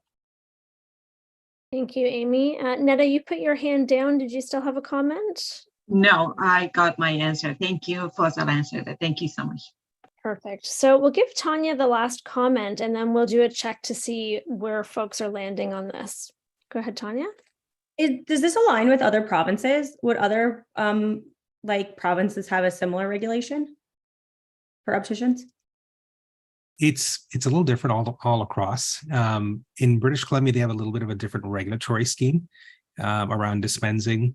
And they have sort of, it's a bit of a I'm not going to say convoluted, but there's some steps involved where while they can refract, they still have to get it sort of signed off by a doctor. So at the end of the day, they're still working off of a prescription. I think we're probably a little further ahead than most other jurisdictions. And the national competencies are have been rolled out across the country. But I think the biggest uptake is here in Ontario. Okay, I'm just wondering for opticians that are coming in. So that provides some clarity. Thank you. Yep. Okay, so why don't we do a pulse check through a high five to see folks' comfort in going ahead with a motion to eliminate that standard 8. I see a show of fist of 5. Okay, I think that is everyone. So with that, Derek, I will pass to you for a motion then. Hey, Sarah. Okay, so looking for somebody to make the motion that the board approve the elimination of standard 8 refraction and the refracting designation. Anybody? Thank you, Kevin. And Henry, you're good to be my seconder? All right, all in favor? All right, looks good. And that passes. Excellent. Okay, thank you. So we will now move on to 10.0, and I'm going to have Amy Stein, our Deputy Registrar, take us through the committee appointments. Amy, go ahead. Thank you, Dennis. Yeah, thank you very much, Dennis. Thank you to and Dennis. Yes, thank you. Thank you, Sarah. So just an update, we are checking with the board now just for a couple of shuffles around committee issues. So I'm going to start with Diana Bristow's status. So Diana, who's been a board member with us for, I believe, almost 4 years now, is coming to the end of her term at the end of November. So she has let us know that she's not going to be able to stay on. So, we are very sad to say this will be her last board meeting with us this year. And that also has necessitated a little bit of housekeeping at the board level because Diana has been our very valiant and reliable chair of the governance committee for this past year. And the governance committee, when Diana's term has ended, is no longer going to be constituted. So we're asking the board to appoint a member to the governance committee, as well as the registration appeal panel, which is a panel of the registration committee that would be available to hear appeals of certain decisions of the registration committee. This panel does not typically meet, but we do need to have a panel constituted in the event that appeal it needs to be heard in that month window after Diana's appointment ends. So we've proposed, and the executive committee has put forward this recommendation to appoint Derek to the governance committee. And Derek, I apologize for the typo on your name in this report that's on the screen now. And to appoint Henry Wiersema to the registration appeal panel. So those are the proposed changes relating to the end of Diana's term. And I'll just run through the other proposed changes with respect to the screening committee very quickly. So the screening committee, as you know, is the committee made up primarily of non-board members and non-opticians to hear and conduct interviews for people seeking election to the board and for persons interested in becoming an appointed committee member. We have 4 non-optician public appointed members on our roster at this point, and they have typically made up the composition of our screening committee. All 4 of those individuals are going to be, they've indicated that they're going to be seeking reappointment for another term, as their term is currently up at the end of this year. So as a result of that, we do need some more members on the screening committee to help with our interview process for appointed committee members in the fall, because those individuals who are going to be seeking reappointment, it would be a conflict of interest for them to participate in the interview panel because they themselves are up for reappointment. So the bylaws of this college and the terms of reference of the screening committee permit the board to add our government appointed board members onto the screening committee to help with that process. So we're asking the board at this point to appoint 3 people to the screening committee so that we have enough people to make up a panel for the interviews in the fall. And those people will be Diana Bristow, who is with us till the end of November when these interviews will be taking place, Omar Farouk, and Steve Kinsella. So those are the changes we are putting forward, and I will turn it back over to Sarah. Wonderful. Thank you, Amy. So with that, we will open the floor to questions. Any questions or comments from the board?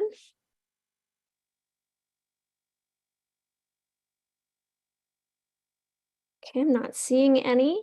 Amy identified the public interest as necessitating that the committees are constituted and to ensure that they can operate without conflicts of interest. Is the board in agreement with these considerations, and is there anything that folks want to add? Seeing Derek and Samir have comments, go ahead. You're on mute, Derek. Knew it would happen at some point, guaranteed. Anyway, with the fact that Diana is the chair of the governance committee, is my assumption correct that the vice chair would step into that role for her upon completion? That is correct. Thank you. And Samir? Just seeking clarification on the governance committee. Now we know that Diana, as being a public member, exiting, we are bringing an elected member into this. Would this affect our committee composition? That's one question. And yeah, Derek, actually you asked that question, so it's good. Thank you. Great. So that's a great question, Samir. So actually, no, the governance committee does not require to have any government appointed board members on it. That was done by design because for government appointees, the compensation scheme is a little tricky when it comes to our non-statutory committees, where they're not always able to get reimbursed for all of their preparation. So Diana is someone who has been very committed to governance and was okay with being on the committee in spite of some of those challenges. But for the balance of the year, we didn't want to put that onto anyone who wasn't willing to take that on. So of course, it's a committee that's always open to anyone who's interested in being on it, but we do try to be mindful of people being compensated for their time. Oh, okay, thank you. So with that, let's do a check for a high five that people feel comfortable with the recommendations as suggested. Okay. So Derek, I will pass to you to lead us through a couple of motions on this one. Perfect. Thank you, Sarah. Okay, so the first motion we're looking at is that the board appoint Derek Summers to the governance committee. May I have somebody to make that motion? Tanya, I see you. Henry, I see you as a seconder. All in favor? Excellent. All right, moving on to the second one, that the board appoint Henry Wursima to the registration appeal panel. May I have somebody make that motion? Omar, I saw you. Alicia, you're good for my seconder. Thank you. All in favor? Fantastic. And finally, that the board appoint Diana Bristow, Omar Farouk, and Stephen Kinsella to the screening committee. May I have somebody make that motion for me? Kevin, thank you. And Samir as my seconder, I appreciate that. All in favor? And that's all done. All yours, Sarah. Excellent. So we are now going to move along to the department spotlight, where we will feature the professional practice department. So Fazelle, I'm going to pass to you to introduce them. Sure.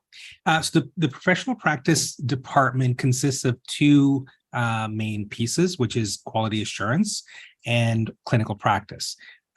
Both quality assurance is always busy, and clinical practice gets busy from time to time, and this year was one of those with the refraction and the guidelines, the post-COVID guidelines. So we've got the dynamic duo of Peggy Dreyer and Julie Borst, who are here to meet with you and tell you folks a little bit about what they do, and hopefully get to know them a little bit better. So Peggy, I'll turn it over to you to start off and hear from the both of you. Perfect. Thanks, Fazelle. Can you hear me okay? Yes, thank you. Perfect. Okay. So for those of you that don't know me, I'm Peggy Dreyer. I'm the manager of professional practice here at the college, and I'm supported by Julie. She's going to introduce herself shortly. Together, we support the Quality Assurance Committee and Clinical Practice Committee. I'm also one of the practice advisors along with Fazelle and the Chief Examiner for Ontario. I offer support to the registration team with respect to administrating the national exams. Together with Anna, the manager of registration, we interview and retain prospective examiners, and I provide examiner training and support in the exam settings. I'm a registered optician and have been with the college for about 4.5 years, and until June also dispensed on a casual basis. Prior to becoming a member of staff here, I was part of the college for many years. My first involvement was as a peer assessor and examiner, and then as both an appointed and elected board member. All of this has given me valuable experience for my position here. I have additional education in business administration, accounting, and governance. Hello, my name is Julie Borst. I'm the coordinator of the professional practice department and provide support to Peggy with both the quality assurance and clinical practice committees. I've been at the college for 2 years. Prior to working at the college, I worked for 18 years in quality assurance and quality improvement in the nonprofit sector. It's during that time where I gained knowledge and experience in ensuring an organization's processes, policies, and services meet an accrediting body standards. I also volunteered as an assessor for an accrediting organization that would review an organization's performance to determine if they met standards.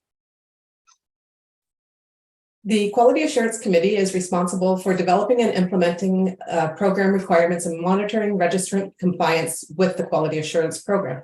As outlined in the code, the program must include continuing education or professional development designed to promote continuing competency and continuing quality improvement, address changing practice environments, incorporate standards of practice, advances in technology, and changes made to entry to practice competencies. It must also include a self-peer practice assessment and a mechanism to monitor participation in the compliance with the program. I research and monitor trends in quality assurance programs at other health regulatory colleges and provide feedback to the committee to ensure that we have a program that is relevant and effective. Peggy and I oversee the competency review and evaluation process, which is a mechanism used to monitor registrant participation in and compliance with their quality assurance requirements.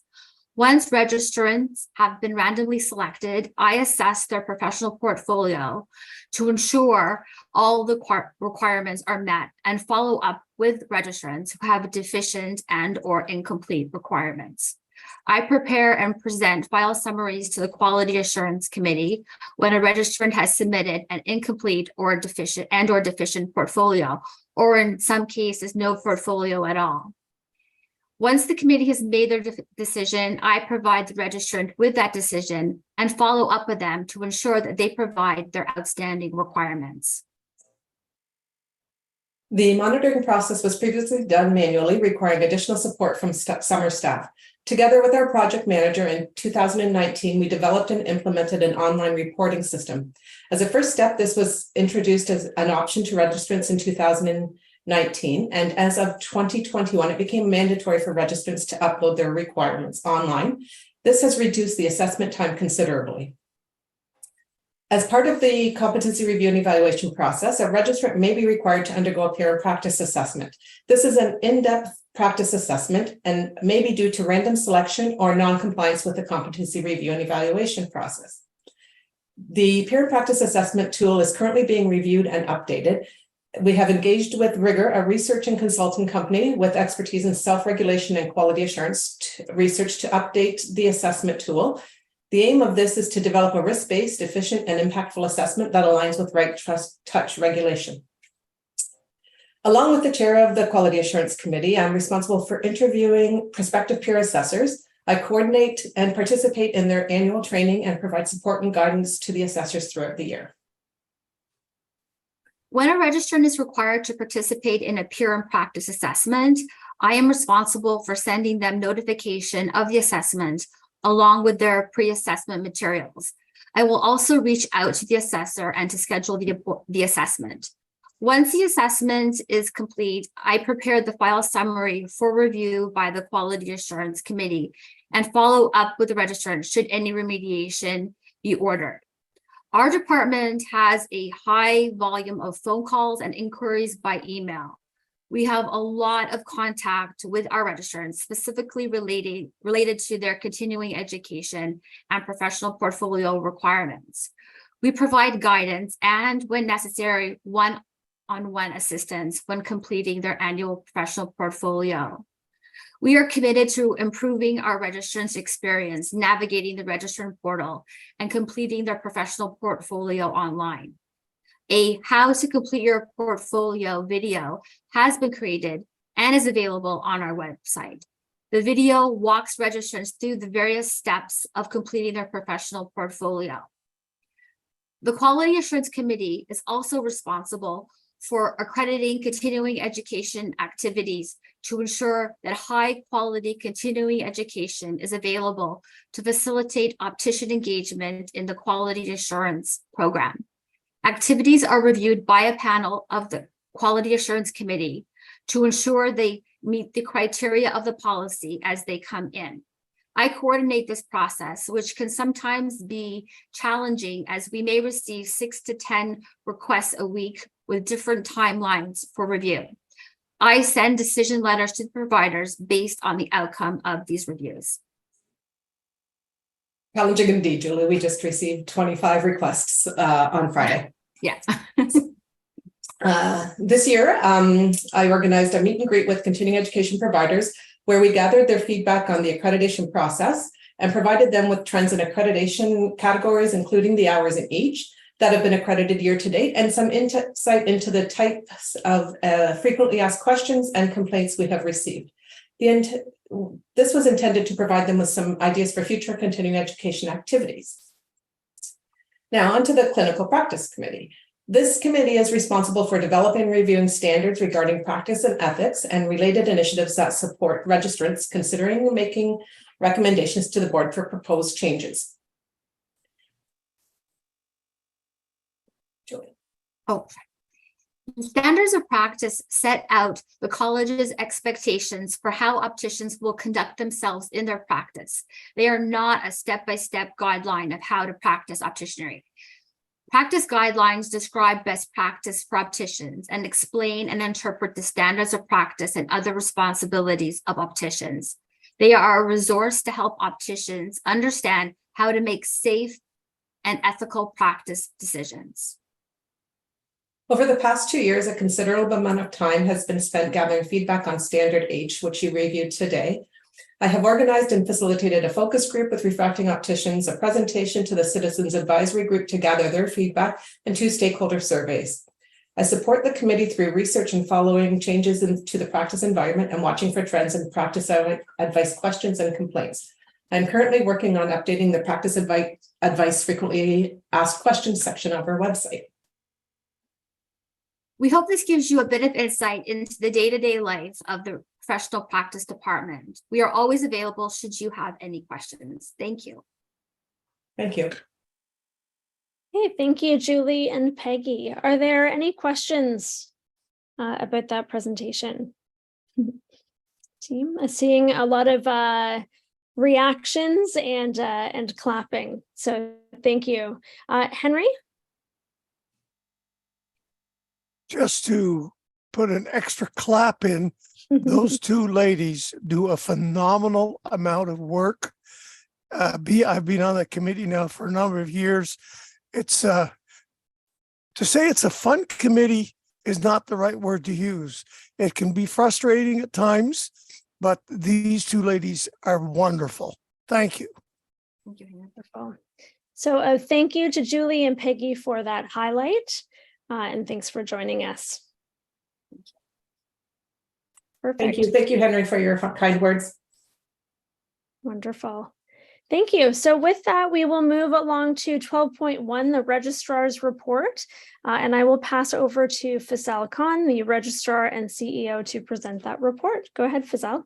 Okay, thank you. I don't think this is going to take very long because we actually spoke about most of the items mentioned here in other parts of the agenda today.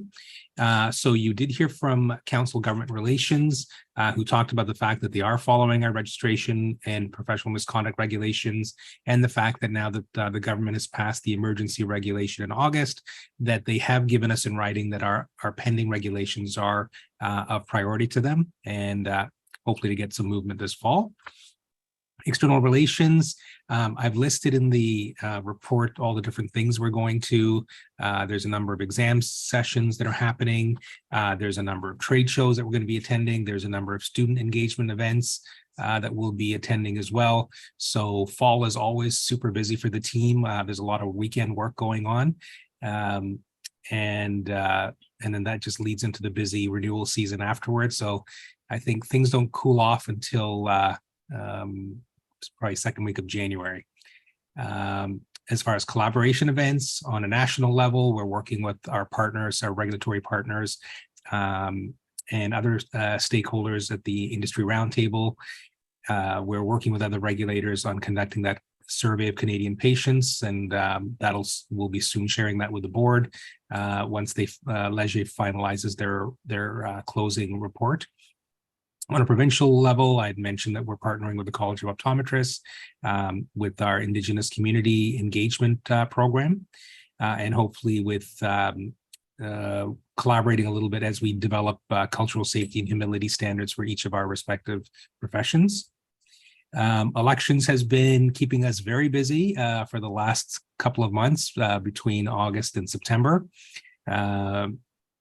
We have 3 districts that we're turning over. District 1 South, which is currently held by Elsa Lee, District 5, which is held by Dorena Reyes, and District 8, which is held by Neda Mohamedzada. All 3 of these board members have put in a lot of work over their tenure, and all 3 are not returning. So we will be saying goodbye to them at the end of this year. In their place, respectively, now that the screening panel has met and the interviews are over, we ended up having acclamations. We had 1 eligible candidate per district. So we've got Paula Mola coming in into District 1. We have Ms. Groznia, and I don't want to be off on the pronunciation of the last name, but Sepchinska, and I'm going to get that better as I get to know her, coming into District 5. District 8, we've got Carlos Pacheco coming in there. So Paul has been an appointed member many years ago on the board, and then our other 2 registrants that are coming in as directors of the board are new faces. So we're going to be definitely having a little bit of turnover, and which is always a good thing to have fresh new perspectives. So it'll be exciting in 2024 to see how that goes. But we will definitely be providing all the support necessary to ease their transition. And then as public appointments go, we're pleased to welcome back Mr. Omar Farouk and Ms. Peggy Judge, who have been reappointed for additional terms. And as we spoke about earlier, as Amy had alluded to, Ms. Diana Bristow will be saying goodbye to. So there'll be changeover a little bit in the public bullpen as well. And then I have spoken a little bit about space planning during the strategic planning session or report. So we are looking at both our group going and sharing space at another college, and we're also looking at other groups coming in and sharing space within our office. So we're piloting a few different things, and we've got some interest that's been given to us about sharing space with us. So we're exploring things, hopefully to not fall on deaf ears. The registrants had raised this at the time when we were talking about renewal fees going up by about 2.5% each year. So we definitely have a few years left on our lease, but we have about 4 years left on our lease, but we're actively looking at ways of curbing costs so that we can give some relief to our registrants. So that is my registrar's report, and I'm happy to take any questions that the board might have. Great, thank you, Faisal. Are there any questions from the board? I'm seeing some shaking heads, so I think that was pretty comprehensive. So we will move on to the rest of the reports then, and I will turn to Derek Summers, the Vice Chair, to present those reports. Thank you, Sarah. So as is the convention of the board, we are going to be presenting all the reports as an omnibus. So I assume you've all seen them. You've all had an opportunity to read them. Let me throw it out there. Are there any questions to any of them? Any questions on any of the reports that were in the package? Samir.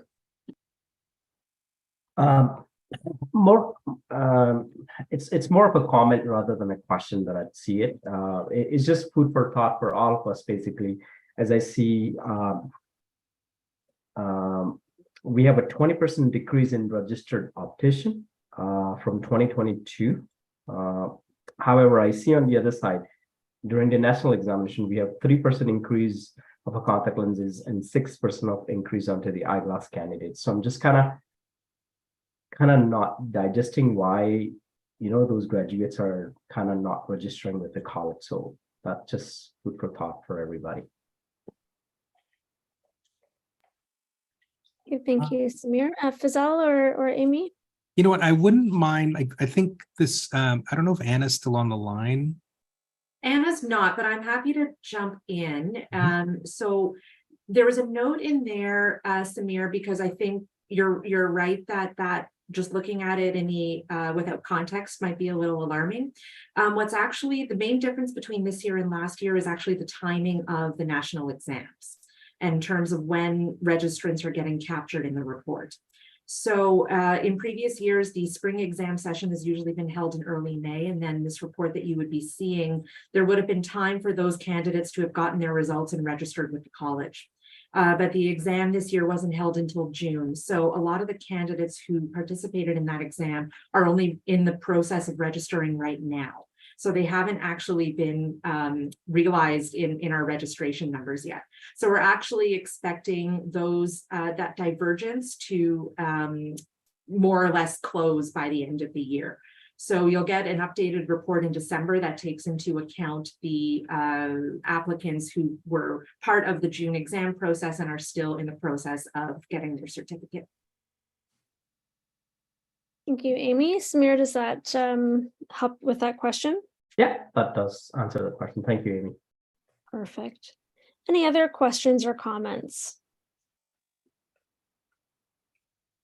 Okay, I'm not seeing any. So Derek, I will pass back to you for a motion. Thank you, Sarah.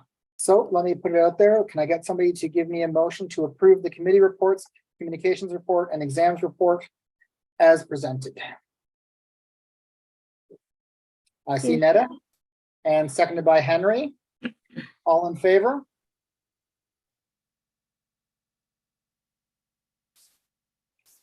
All right, and just quick, for the registrar's report, we didn't have to do anything with that one, correct? It'll be encompassed in the one motion, the omnibus motion. Okay, I just didn't see it specifically mentioned, so I wasn't sure. Thank you. Okay, wonderful.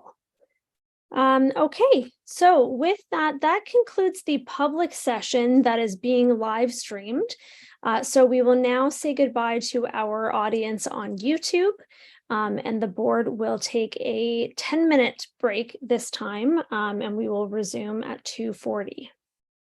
Wonderful, so thank you.